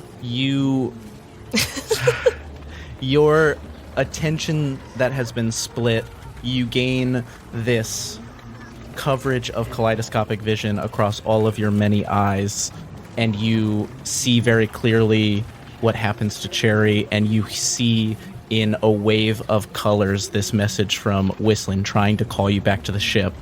And in front of you, the other half of your attention, you see the color of the swirling colors of your mother, who is being puppeted by the Howl Eternal. And you see that, and you understand within these colors that maybe there's some bit of her in there, maybe not, but maybe. What would you like to do? Hey, Elliot, I'm gonna make kind of a big move. Hey, I'm gonna make kind of a big. If move. not now, Kind when? of a big move. All right, I like a big move. Hit me. If not when, who? I mean, we need it. We've been making only small moves up till now. Yeah, there's only been. I know you're not ready for this, Elliot, but I'm about to make a big move. Yeah. Okay. Cool. So, my resonant tether that I have, one of the few things that do not have a mark on them, allows spirits in the spectral realm to become more visible and tangible to my entire crew within my presence. I'm going to ask two things. First thing, within my resonant tether, am I able to, I guess, get a sense of the presence of other people's spirits around me, even if they're in this moment, can I sense my mother's spirit within the body that she has right now? Yes, it is weak though. Understood. Second question, and please feel free to say no to this. I know Cherry's body is gone, but is their spirit still here with this what's the wood our ship is made out of? The ghost Ghost Oak. Ghost oak. Is there any even momentary a wisp of Cherry still with us? Okay. My intention is that the Howl eviscerated Cherry's spirit in addition to her body. But Nice. Cherry, is there any aspect of yourself that you would have left behind in any way? Not your full self, but Maybe only. Did we resolve that the Howl spoke through me? no, we did not. Oh, great. Love that. Right. Love that for us. Right. I just remembered. So Right. if that's helpful, Maybe the words.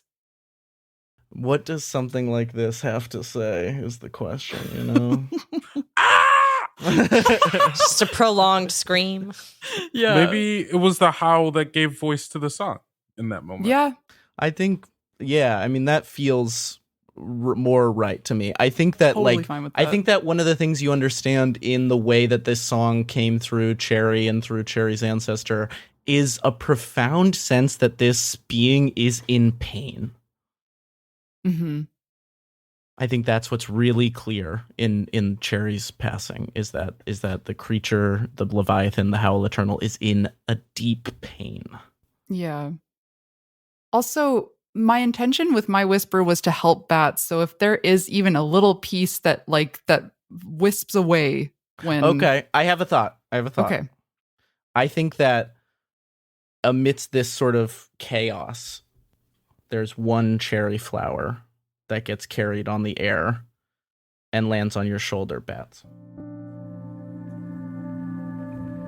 I think it lands on, because Bats is still kind of split into these, from the waist up is skin stretched and split into these two similar forms of Ilya that were arguing with each other. And I think with everything that's going around, with seeing and maybe hearing the loss of Cherry and seeing the potential loss of their mother once more, the two sides of them are going to, I think one of the sides, and I can't truly say which is which right in this moment, looks to the other and says, or is going to try to say, actually, I'm going to, should I roll first before I use this whisper? Yeah, okay, go for it. Am I just rolling one die, right? 2 dice and take the highest. 2 die, take the highest. Come on, I just need a 3 or 4. Come on, it's the finale. You can I get do a it. little bit of fun. I believe. It's fun for Kendrick. I got a 1 and a 4. Yeah. And so I think, is it okay if I modify the wording of it just slightly to make a little bit more sense? And okay, cool. I appreciate the honesty there. I never would have known, but yeah. I'm an honest boy. What can I say? No.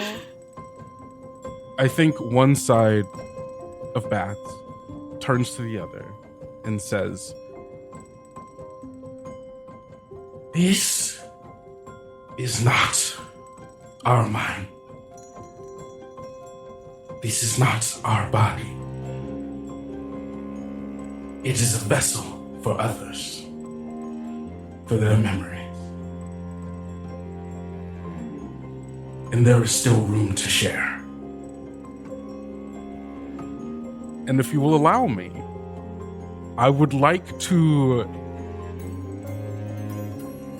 absorb within my Chelicrae vessel, if not explicitly the spirit, the memories of both my mother and of Cherry." Wow. I said I was making a big move. I don't know what you...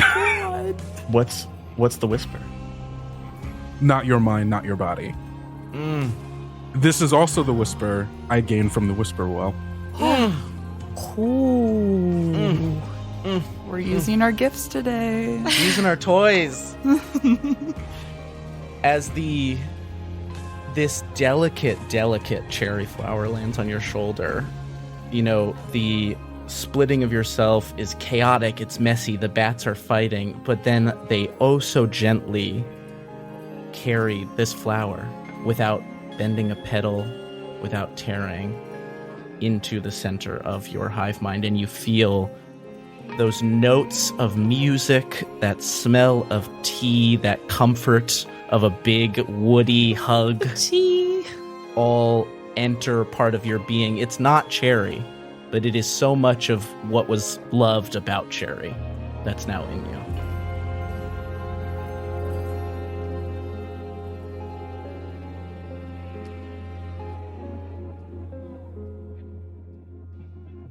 Your mother is a more complicated thing.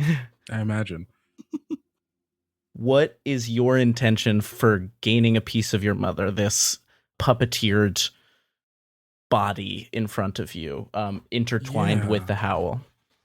In this moment, in seeing all of this and learning maybe a little bit more of what exactly they are through all of this, I think Bats has resigned itself. Resigned isn't the right word. Accepted that Bat is not Ilya, but within my many, many minds, there is pieces of them, and there is still space to remember others. And again, not be them, but to hold some part of them, to carry that part on. And in the absorbing of Cherry, though Cherry has now left us, maybe her presence can still be felt and her actions can be carried on. And if my mother doesn't survive this, I would like to be able to do that for her as well. Oh boy. So again, if not her spirit, I would like to absorb at least her memories, so that if I were to survive this, even if she doesn't, a part of her does. I'm trying to figure out how to resolve this with the fact that she is so currently intertwined. Mm-hmm. And if that brings part of the Howl inside of me, hey, there's room. Oh my god, we all There's room to share, baby. There's room to share, baby. I guess that's what I want to know. Yeah. Kendo. Yes. Bats. Yeah. Great.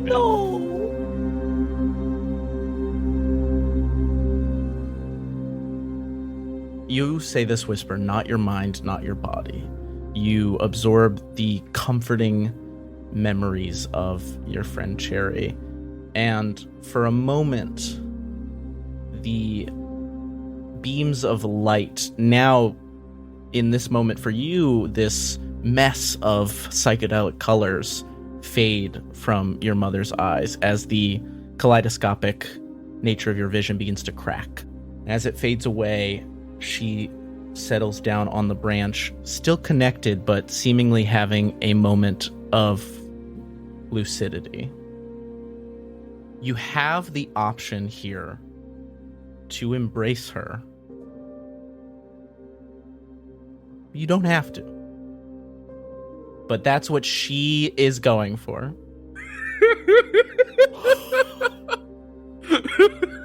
Elliot putting a gun on the table.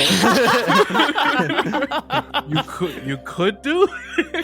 What are you gonna do with it? Here's the question for you. Yeah. Is the presence of Ilya strong enough to compel you to do so? Or are you something else entirely? Wow, man. I am an amalgamation of those who I've met before and those who I keep with me. And in this moment, I am Ilya, but I am also Cherry. And I think Cherry knows, don't fucking do that.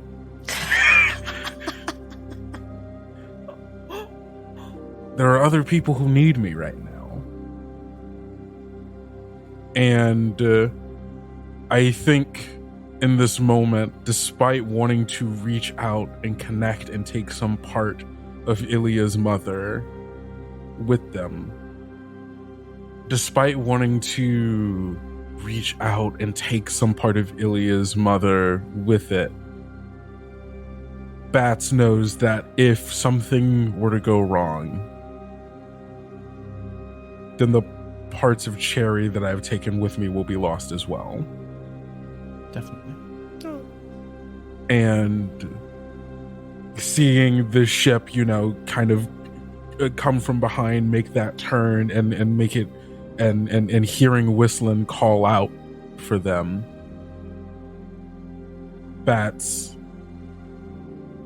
takes one last look at Elia and says, "I'm sorry, but Ilya will always remember you." Oh. And I will run to hop aboard our ship.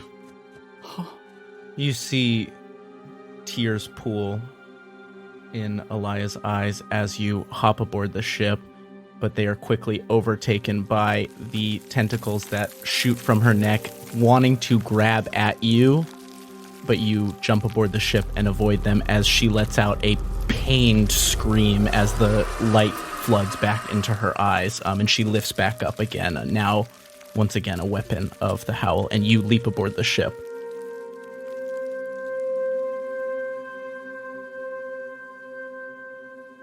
Before we go to Ezra and Izora, there is this exposed engine room. Ezra, were you in the engine room? Or did you move up to the deck?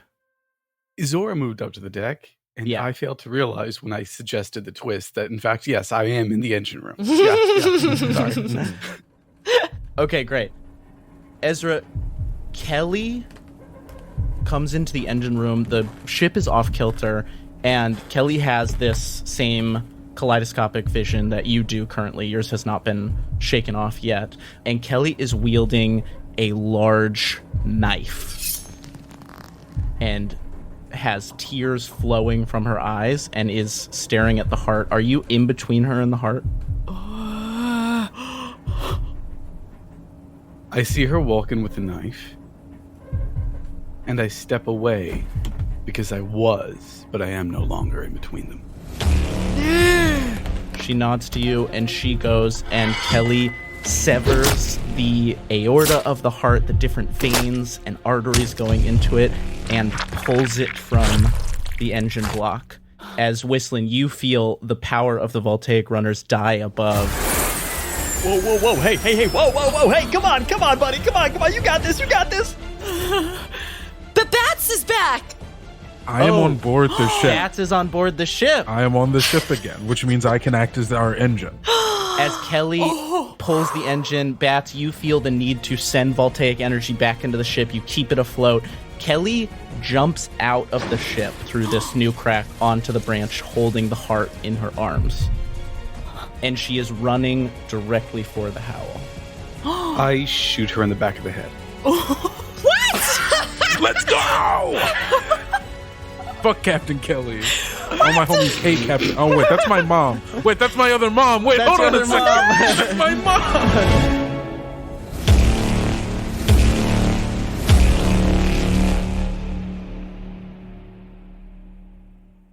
Oh my god! Ezra, give me the dice pool that you're building to shoot Captain Kelly. Holy shit. Could I say, because I stepped away, I watched them do this, I prepared for them. Can I roll study?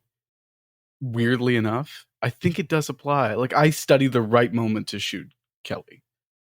Okay. Yeah. Thank you, Elliot. Okay. Fuck you, Elliot. That's my mom he's shooting. It's his mom. Because this is planned, we're going to go with sharps. Now, what would give me an advantage here? I have my Not revolver, bats. and it works. Can I give Ezra a cut? No. Yes, can we also give cuts? Yes, no. My squirrel is there and will undo the cut. Has been on your shoulder this entire time. Ahab is, Damn. well, is Ahab still on your side? Ahab was pretty mad at you. Mechanically speaking. No, I think because I'm using my revolver, that's going to be an advantage. But that's the most advantage I can give myself. Yeah, I'd say so. I don't think anybody else knows this, that you are doing this, because you're in this engine room, like, watching Kelly do it. Is there a cut? Do you have your ears plugged? No, because you were in the engine room. The kaleidoscope effect is still on. I cannot be blasted with damage. Fuck! For me. Yeah, you didn't do your kaleidoscope move yet. Okay, yeah, no cut. You still your vision is you see man. and I'll say before you tell me the result. You see that Kelly jumps, rolls onto this branch and sprints yelling, and you see this as color flowing from her mouth like a deep, sad, pained blue flow. As those of you who are out of the kaleidoscopic can hear her yelling, "Give her back!" Oh. And keeps running towards the Howl. From the reverse, I got a 1, I got a 2, I got a 4, and I got a 6. So that's a triumph. No twists. As you level your revolver, the kaleidoscopic vision cracks, but you've already lined up the shot. And you see this in that desaturated, single pale light. As the bullet flies, he connects with the back of Kelly's head. As she yells out, "Give her back!" Falls. Oh. And the heart rolls across the branch as tendrils begin to descend towards it. I make a beeline towards the Howl myself. Okay.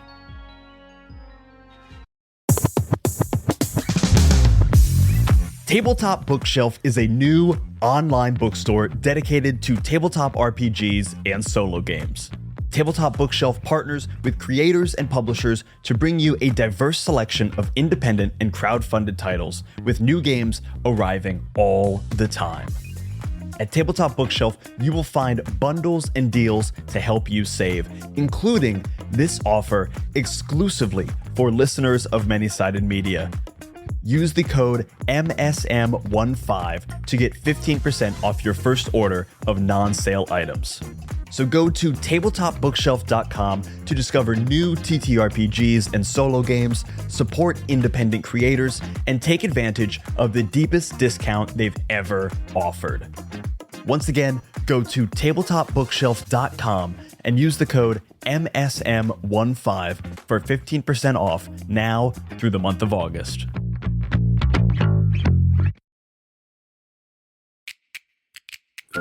Rom-Com Drama Bomb is a 3-player, GM-less, asymmetrical TTRPG about meet-cutes and mayhem. In this 90-minute timed game, you'll play as 2 people who shouldn't fall in love and the evil villain who will stop at nothing to make sure they do. Rom-Com Drama Bomb is now available. You can grab it digitally at moreblueberries.itch.io/romcom, or you can grab a physical book, the pinkest book you've ever seen, at moreblueberries.shop/romcom. Check it out and happy rom-comming.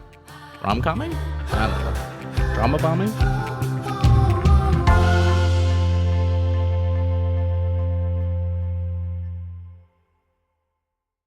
Izora. Oh, yeah. Everyone has lost mind. Izora, does Izora see Kelly? Like, did Kelly get far enough that I've seen that the heart is out of the ship? Everybody on the deck can now see that Kelly ran, that Kelly got shot, and that the heart is now exposed out of the ship. Okay. And you still have the colorful vision, and so you can see that now the heart is this center of, again, that desaturation as all of these colors sort of descend around it. Okay. Izora wants to do 2 things. One is much more important, so if the other doesn't work out, it's fine. But the less important thing that she wants to do is chuck the vase of ichor at Whistlin. Ow! You plug your ears! Do it! She's not going to explain any further. She's just going to chuck the ichor and say, plug your ears. Whistlin actually has the mask on blocking his ears. Okay, so she... Just did it. So it just smacks you in the face. Yeah. Yeah, breaks the mask. And then Izora wants to call to Clarabelle, who is hiding in fear somewhere on the ship. But she wants to call out to Clarabelle, you cowardly beast! Our time is come! Where are you? And basically wants to call Clarabelle, like, out. I think you and Clarabelle have like a telepathic connection, and so you just yell in your mind at Clarabelle, and Clarabelle comes like creeping out from below and looks at you. From Whistlin's perspective, I just look over and I see I've gotten hit in the head with the jar, and then all of a sudden I take up the mask, look over, and Izora is just like yelling, but in her mind, but has the expression of someone yelling. So I'm just like, what are you doing? She's doing all the bodily motions of someone who would be screaming at somebody else. What are you doing? You just hear the sort of in sync grumblings of Clarabelle and Izora. You're so weird. Clarabelle is looking at you, has come up to the deck. Clarabelle, we have to fly now. And Izora wants to hop on the back of Clarabelle, swoop down a bat dragon. yes, crazy bat dragon. Grab Heart and try to soar past Howl.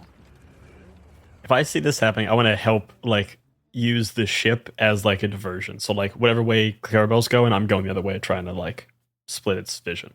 Okay, then Brian, you need to roll for me first, because I'm going to say that this is going to be a cut of... 3? Oh, That's insane. wait. Okay, so here's Come on. It's in my power. It's in my power. Can I tell you the problem with that though is that I think the aspects of that Izora and edges and skills that she wants to use that are applicable effectively only give me 2 die. Here's the thing you're asking me to do. Yes. You are asking to climb aboard a bat dragon Yes. and fly past an eldritch being of incomprehensible size. Oh, here, wait. Can I make a pitch? So yeah, set the cut at 3. If I can get a triumph, I can cut the cut by 2. If I can get a mix, I can cut the cut by 1. Ooh. Cut the cut. Cut the cut. Cut the cut. You better be doing something really good. What are you doing? Now I gotta look at my skills and see what I can do here.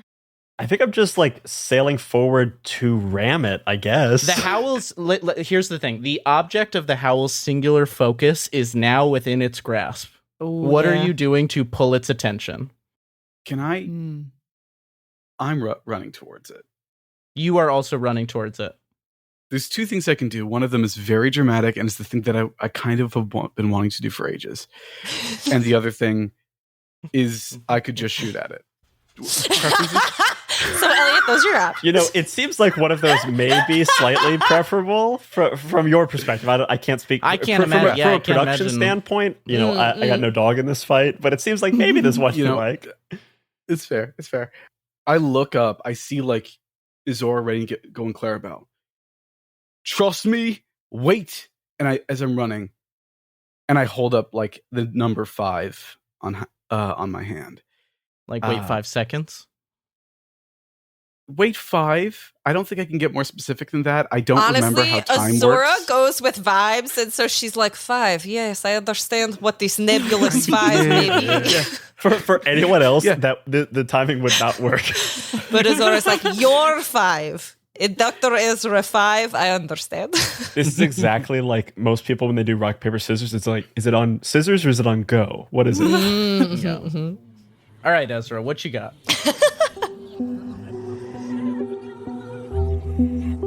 I'm going to sprint as hard as I can into the Howl. And I do mean into. Past the heart. Past the heart. In front of the heart, in fact. I think at one point, like, I jump on a tree and parkour on top of the heart, just to, like, be dramatic about it. Just be cool. Just for flavor. Just to be cool. I want to be cool, okay? You are. Remember, so a long time ago, you know, I asked, what happens if you whisper inside of the Leviathan? I remember that. That's the goal. Okay. I'm going to dive inside one of the various mouths on this thing. And the moment I'm in, I'm going to whisper. Okay. Build your dice pool to get to this mouth. There's going to be a cut of 1 because I don't believe your ears are plugged. That's valid. I think You know what? Yeah, no, that makes sense. That checks out. I think the only one that I've got here that would work is Delve. Okay. Because I'm like traversing barriers. A barrier would be a little real hard. Well, you're gonna delve into a mouth, yeah. Yeah. Is Dr. Ezra a dentist? Oh! Wait, sorry, Abby. I think we blew way too quickly past that. Dr. Ezra's a dentist. Dr. Ezra is actually, he's not physicist, he's dentist. Fuck, this is how we learn. Hell, that's so good. Okay. Keep going. I'm going to use iron. Oh, what could I use as a bonus here? How about this? I don't work like a normal being, considering I've got amber within me. Would you be comfortable if I marked an aspect to give me an advantage? If you mark it twice? There's the sharp cracks of amber shearing off from itself as Ezra goes faster than he should, and his feet practically turn into splinters. But it honestly Endless gives gold. you, like, traction for your parkour. Cool, right? Exactly. Super cool. Okay, yeah. If it's in service of parkour. Yeah. If it's in service of the parkour, I'm in. I'm gonna die anyways. It's fine. Anyone want to help here?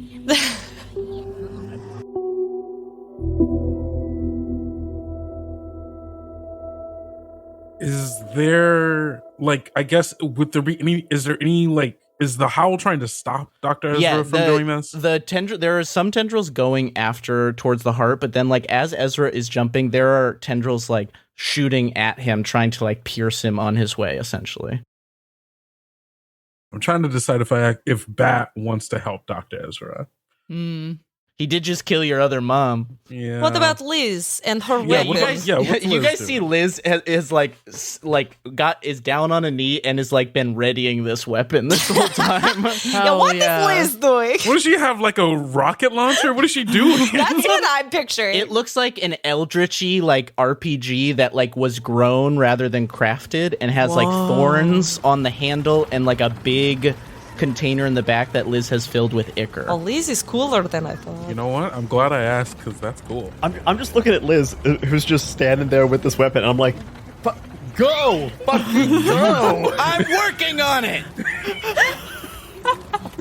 What? You're What just What was your fucking nickname? go!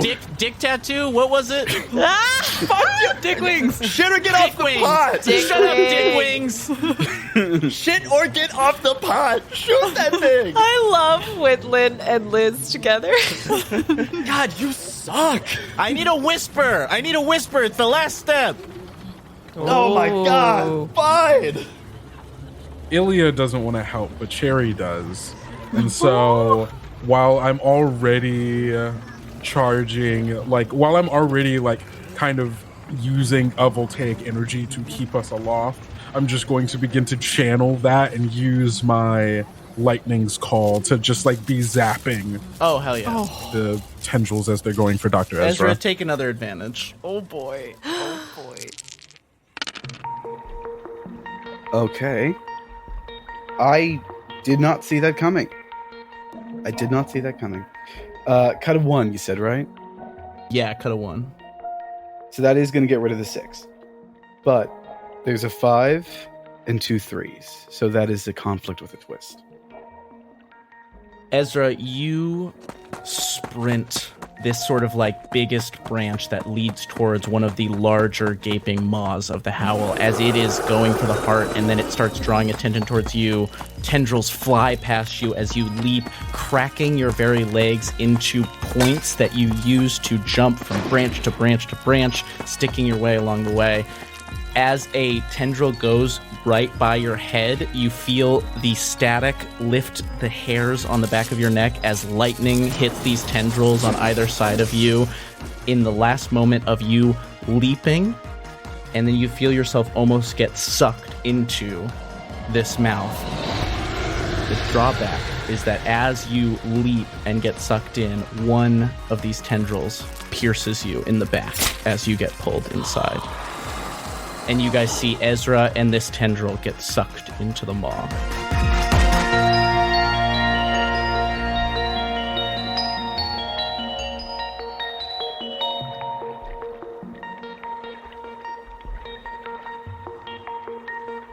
Ezra, what is the whisper you were hoping to say inside? Oh my god.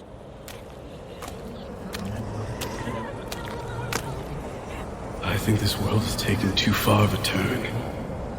Drown us both in an ocean's sudden return.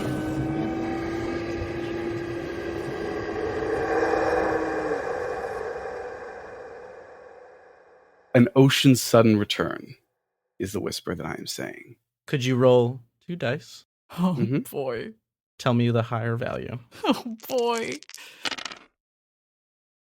I don't need to tell you the higher values are both the same. They're 6s. Oh. Yeah. I did not see that one coming either. This game wants me to either like fail or succeed, and I can never tell which. All right, guys, game wants hit me big with those swings. pitches. Forceful twists Oh, on man. an ocean's sudden return. The ocean returns, but it comes flooding out of every orifice of Dr. Ezra inside of the Howl. Jesus!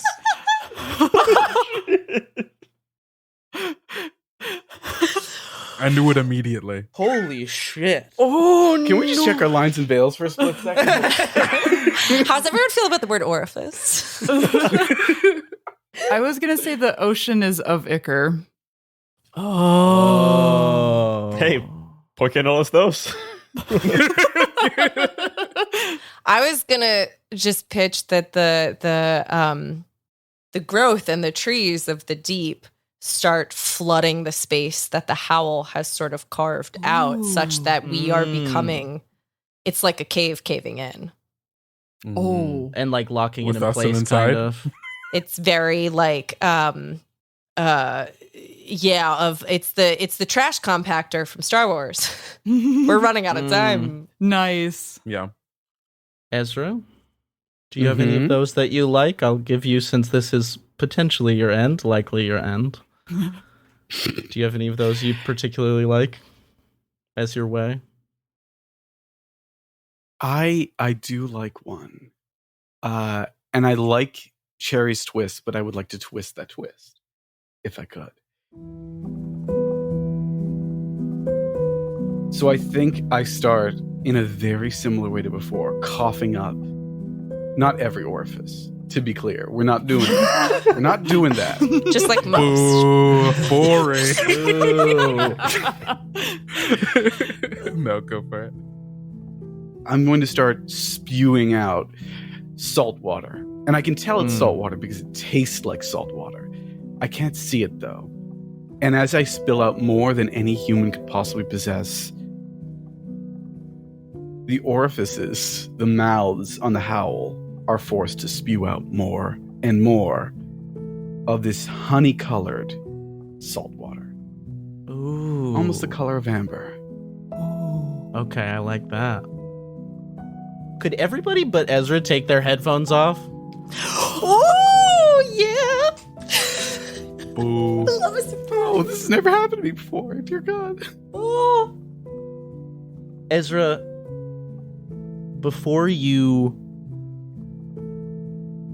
die by this expulsion of seawater and amber from your very being, I want you to tell me what you see at the center of the Howl Eternal.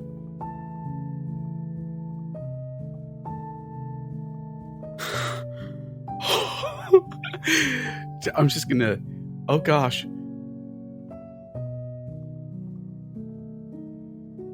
I see the screams of all those that died to make this new world.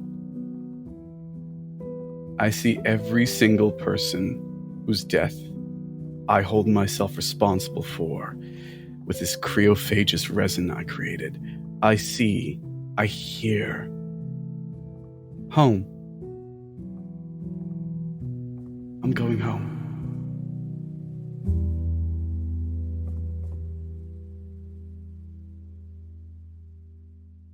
As these many emotionless faces, or are they casting guilt? Are they casting blame? It's hard to tell.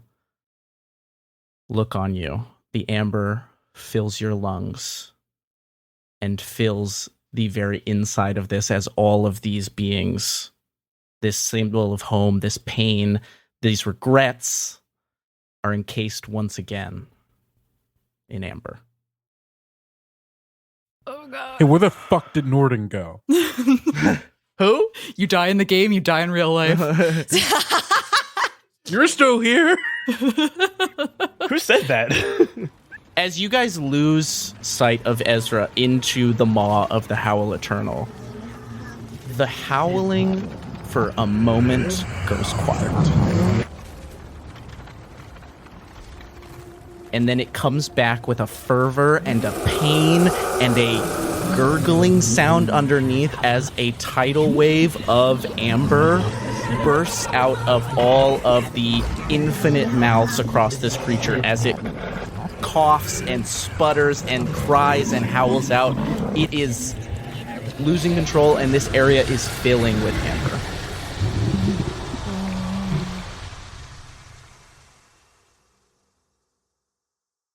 And the heart is starting to get submerged on the branch.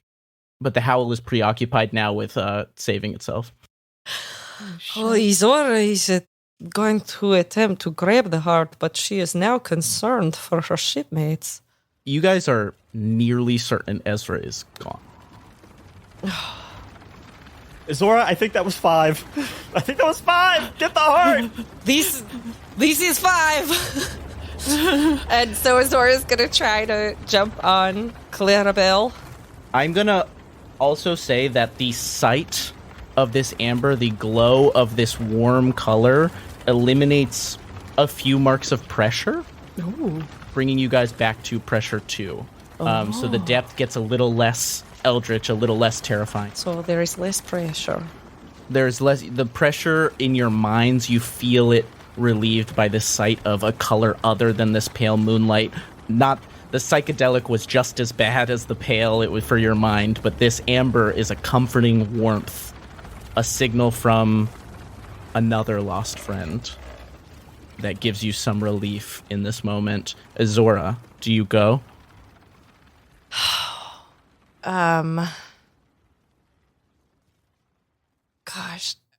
I think Izora is panicking and is going to do the only thing she thinks can be helpful, which is to take Clarabelle and try to grab the heart. Right. You're going to roll. Your cut is only going to be 1 now. Ooh. Thank you, Dr. Ezra. So I'm doing instinct, and then I'm going to do sense. Okay. Clarabelle will give you an advantage. So that's 5 then. Okay. Holy shit. So nervous. It's triple sixes, baby. Whoa! Oh my god. Triumph with a twist. Whew. It was triple sixes, a 5 and a 2. Huh. Crazy. So even with the cut, you still have double 6s for triumph with a twist. Izora and Clarabelle just fuse into one track mind being. Wow. Your tendrils, as you ride Clarabelle, all sort of like focus onto her mind, and your vision and hers become blurred into one thing as you move with a fluidity, dodging waterfalls and tidal waves of amber. As the amber threatens to swallow up the heart, you and Clarabelle snatch it and fly up.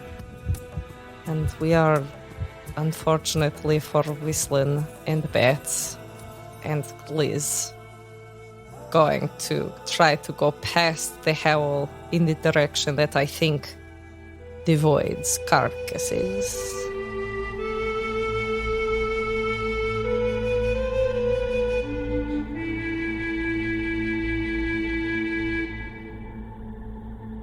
Bats and Whistlin, how are you reacting in this moment? The ship is functional because Bats is on board. I see Izora flying off with the heart, and I think I know our job isn't to follow, our job is to distract and let her get there. So I'm going to steer the ship around. I'm going to tip the ship so that this slowly rising flood of amber does not get in through the gaping hole of our hull. So I'm just turning over to Bats and be like, Bats, hold on to something. We're going 90 degrees here, okay? Here we go. Okay. Also, Bats, can you burn something to supercharge the ship with that ability? Am I mistaken? I think me being here is enough for my ability boost to the work, speed? and it also, it just increases the speed when Okay. I'm aboard, and by 1. Great. Whistlin, can you make a speed roll? And it's 4 with Bats on board. As your crew of 7 or 6 is now a crew of 3. You've got Liz, and Liz is kind of like just gotten ready to use this weapon, and then it's like, all right, okay. I have a pitch for the twist. Oh, the twist. Yes, for Izora. Ahab is still on the ship. Oh yeah, Ahab's still on the ship. Ahab didn't perish with Dr. Ezra. Ahab survived. Oh, I like that. And I don't know if we'll ever know if it was Dr. Ezra's choice to leave Ahab knowing what he was going to have to do, or if it was Ahab choosing not to go with Ezra, knowing what Ezra was going to do. Can I add a small twist to that twist, which is the sight of Dr. Ezra sacrificing himself causes Ahab to be filled with such an intense mix of emotions that he doubles in size. Okay. Yeah. Things are getting weird. Why can't the squirrel get bigger? It's part of the acid trip. Bigger? Yeah. I just want a dog-sized squirrel. All right, Brian, hit me with that speed roll. As this howling is getting duller and duller by the choking of Amber. Speed your way out of here. 3, 3, 4, 2. So mixed. Ooh. Success with a conflict. Oh, there was no cut. Oh, okay. Whew. No cut. Your ears are still blocked, right? Yeah. Yeah. Because I got the thing thrown at me. Yeah. You tip the ship up, first of all. You tip the ship up and you try to follow Clarabelle and Izora's path up. I'm going to say that as you go, the drawback is that one of the tendrils sort of gets into the ship and like a piece of the Howl Eternal's pale fur gets caught on the ship. But you guys sail up. I pull it up and I want to go. I want to grab, basically grab some stuff, some shit from my coat, lash the wheel in place, holding it in pulling up out of a dive, or pulling us up and over this thing. And I'm going to let go of the wheel and slide back to Liz. I want to jump in the back and I want to yell to her, "Aim up!" And I want to say a whisper into the back of her gun. What whisper? This was the whisper that I formed with my aspect worth telling twice. Oh my god, yes. That is pieces of the pain of remembrance, of cracked eggs, and of the comforting dark. She points it up towards the layers of the Wildsea above us, and I attempt to yell, I think even, the cracked dark. Yeah, that was, With the attempt of Bravo. splitting Bravo. it open and giving us clear skies to sail through, and giving both us and Izora an easy path to where we're going. For the first time in days, Whistlin, you intend to say the whisper, and you say the whisper into this Hell yeah. eldritch weapon as Liz wraps her hand around this spiked handle and you watch it pierce through.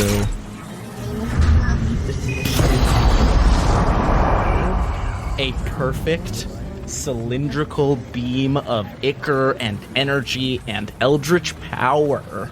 The very nature of weirdness and the Wildsea itself carves a path through to the surface. You watch as Izora and Clarabelle fly into that path, and you have a clear egress from the drown.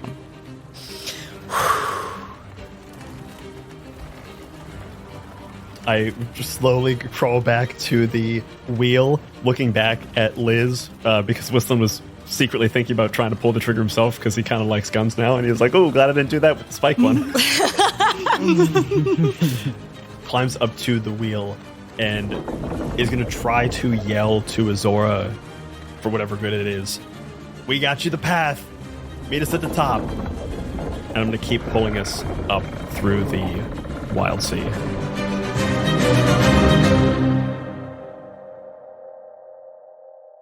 You have this clear path, no need to roll. You are moving up and out. Down in the sort of lair of the Howl Eternal, the Howl Eternal seems to be moving sluggishly, kind of entering, amber won't kill this creature, but it will subdue it for many years, maybe generations, it's unclear.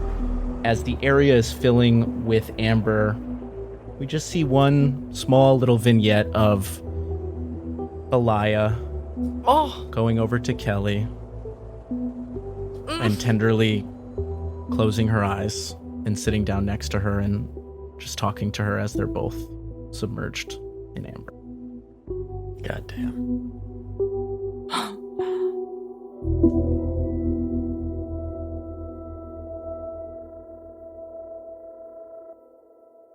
Many hours after that, Izora and Whistlin and Bats. And you notice when Liz used this weapon that Liz shirked the skin, much like Bats does, and doesn't appear to be recoalescing. So you just sort of have a crew of lizards hanging out around the ship. Something about using this weapon took a lot out of Liz. Whistlin's looking around and be like, wow, I'm really glad I didn't use that.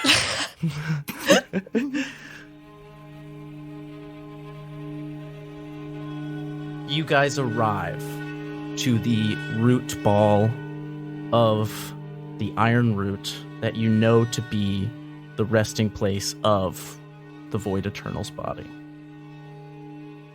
Again, you see Izora, having seen this vision, that this whole area is drained of color, the amber a dull orange, the body a mangled mess, and this giant cavity seeming to rot. What do the three of you do?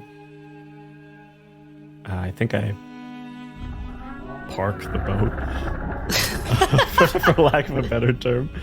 Drop anchor and climb out with Izora and go to help her and Clarabelle return the heart. Yeah, I'll do the same. I think all three of us are carrying the heart together. Whistlin's just looking over between Izora and Bats and is like, listen, this feels very thematic and good, but I'm honestly still worried that this thing's gonna kill us right after we give it back. So,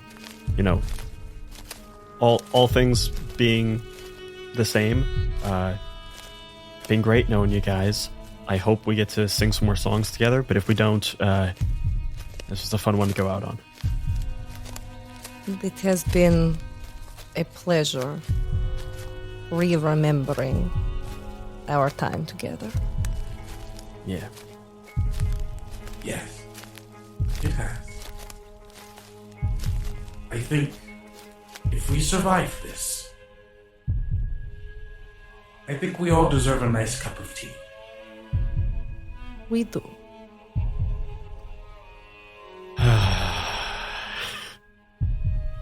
All right. Oh, don't worry. I won't put people in it this time. Okay. Wait. This time? And here is the heart. As you say this time, lowering the heart into this chest cavity, the whole body that you are walking on begins to rumble like an earthquake. As you guys retreat back to the ship, you observe as it stitches over the chest cavity, color returning to this great amber body of many uncountable limbs in a sort of snake-like form with a giant head, with a void in its face so deeply black that it seems to suck light and suck sound from the world.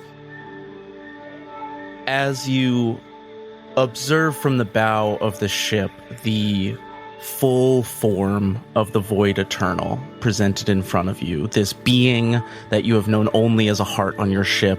It leans down, leveling its pitch black head with the ship. You're not sure if it's a threat, if it's trying to understand you, but it's certainly watching you in some way.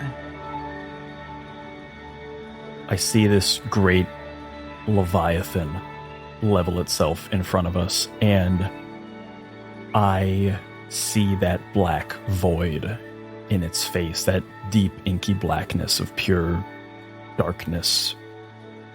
And I think Whistlin does the thing that he has been doing anytime he needs to block out the sounds of doubt or of fear or of uncertainty.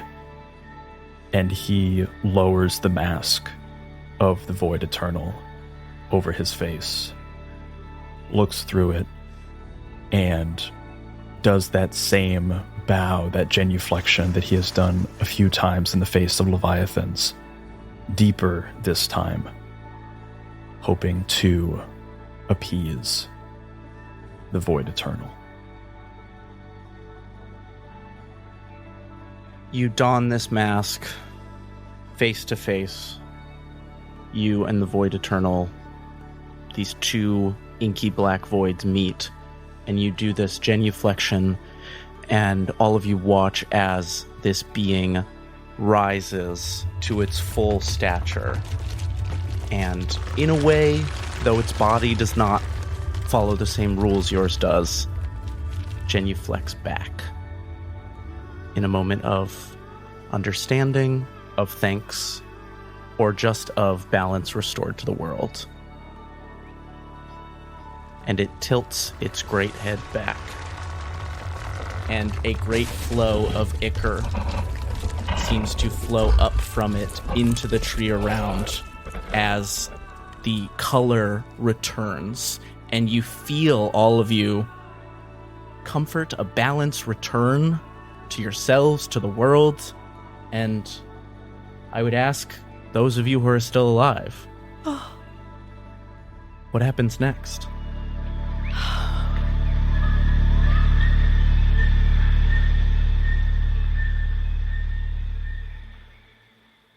Yes, well, I think, all go back to ship and have a cup of nice tea in honor of Jerry.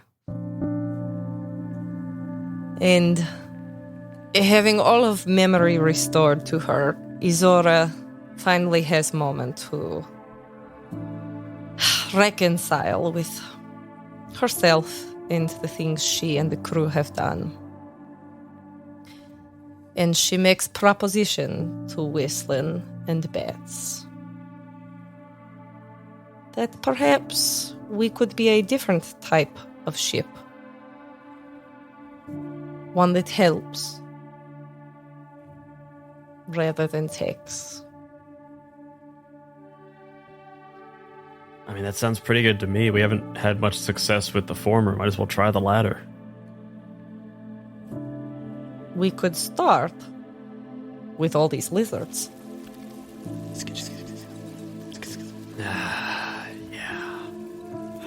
I might be able to help with that. Part of Liz was already a part of me. Would, in asking, I would of course ask all of the lizards, if they would mind joining me and the other part of Liz that I already had, and perhaps making my vessel of memories and people. There's always more room. Especially since I've lost a lot of bats, and replacing them with lizards seems all right. I can start sewing you new skin very shortly.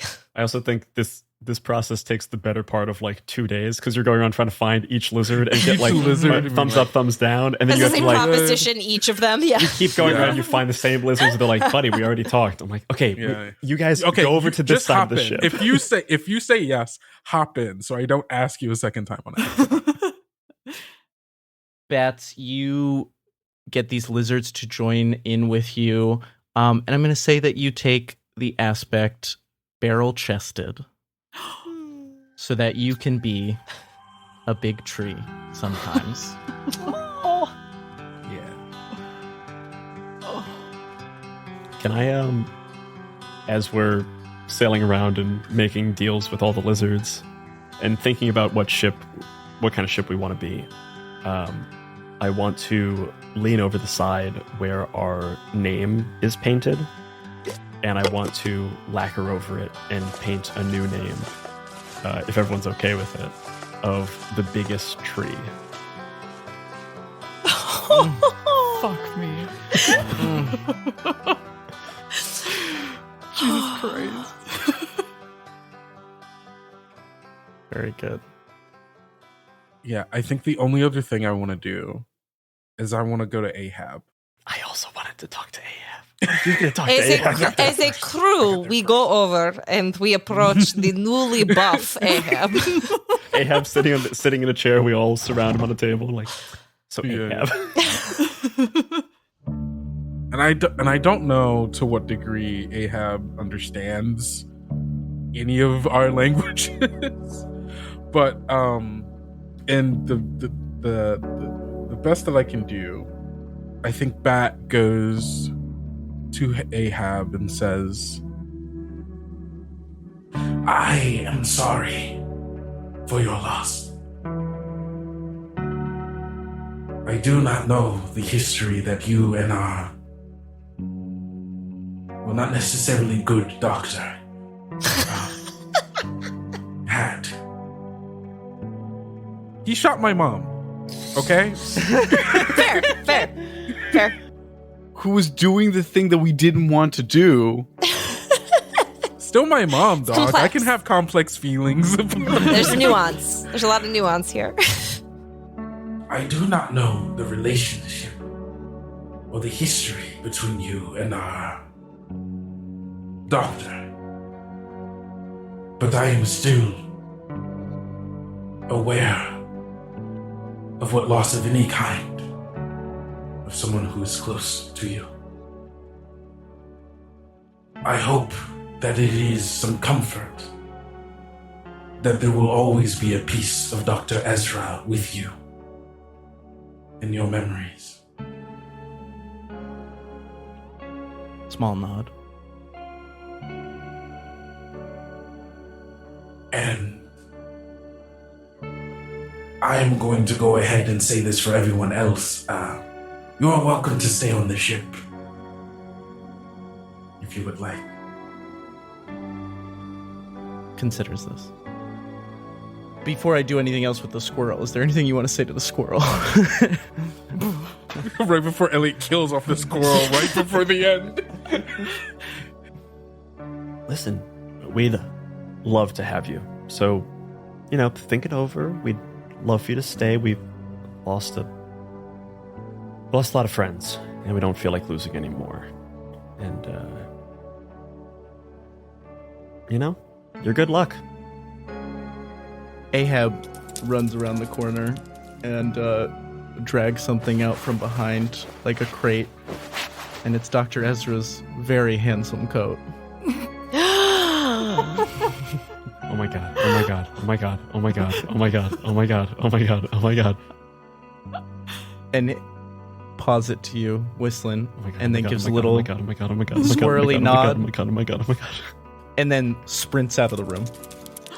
I put on a coat. I don't care about this role anymore. I put on the coat. How does it look?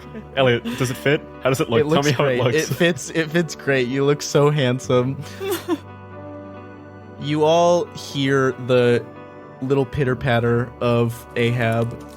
Starts kind of a certain sound, and then by the time you hear it up on the deck, it's a little louder, a little heavier, and then you hear him jump off the deck, and you hear that same bell ring deep squirrel sound as Ahab uses the whisper that he was given, a Leviathan reborn, and scampers off into the waves. That wily son of a bitch.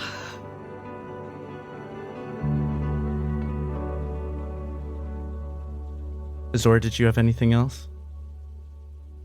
Izora, I think, and her the crew, we are more democratic than having one captain. But I think she and the crew now just set off to find our next adventure with new deep respect for protecting our Leviathan brethren, including friend Ahab. As you guys set sail on the biggest tree, you look out on the waves, and the turn to Auburn is complete. Not a green leaf in sight. You move off into the sunset, of course. But deep in the ship is a little tuft of pale glowing hair, and it twitches.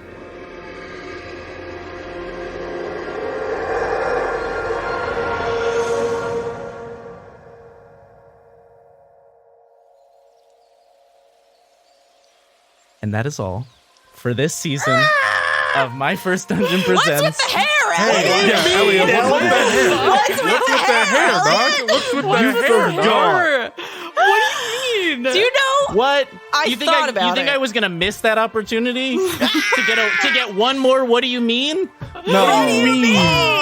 What do you mean? You're a menace. You're a menace. Why are you like this?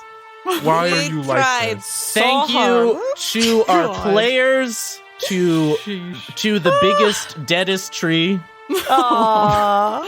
That's me. J Strautman, to the coatless, deadest doctor. You're really sticking to this deadest thing. No, to the slayer of the Howl Eternal, of course, or the subduer at least. Ooh, tamer. The Nice. tamer, Yes. the cager, The silencer. Yes. Dr. Ezra. Oh, the silencer. There it Bam. is. There it is. Woo! Because guns.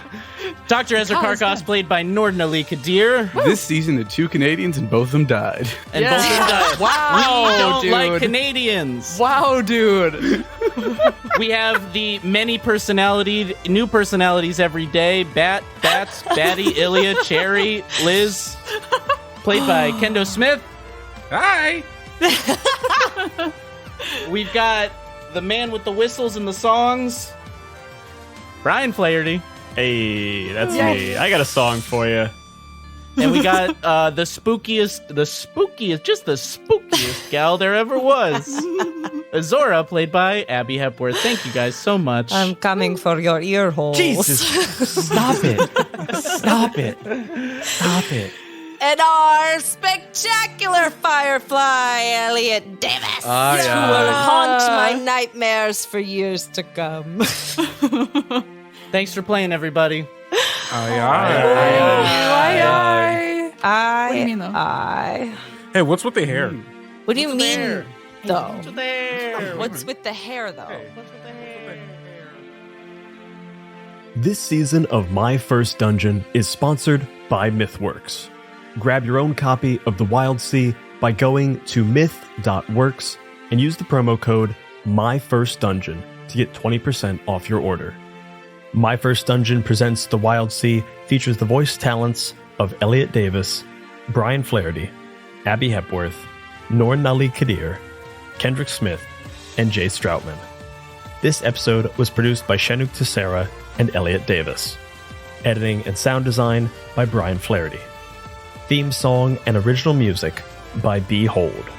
Additional music from artlist.io.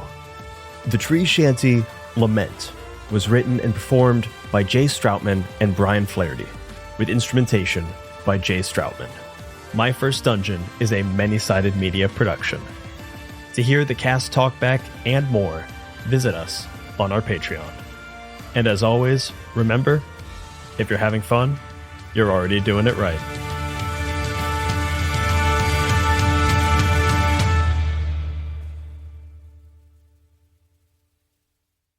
If you're hearing this, that means you listened to every last second of this episode. And if you simply cannot wait until the next episode drops, you should head over to patreon.com/myfirstdungeonpod and become a member of the Dice Pool. Fresh! For just a few bucks a month, you'll get cast talkbacks, original games, and a full-length bonus actual play each and every month. As of the end of 2023, there's already over 20 hours of bonus audio, plus a whole bunch of other goodies to enjoy. So head on over to patreon.com/myfirstdungeonpod and jump on into the Dice Pool. We'll see you there. Splash!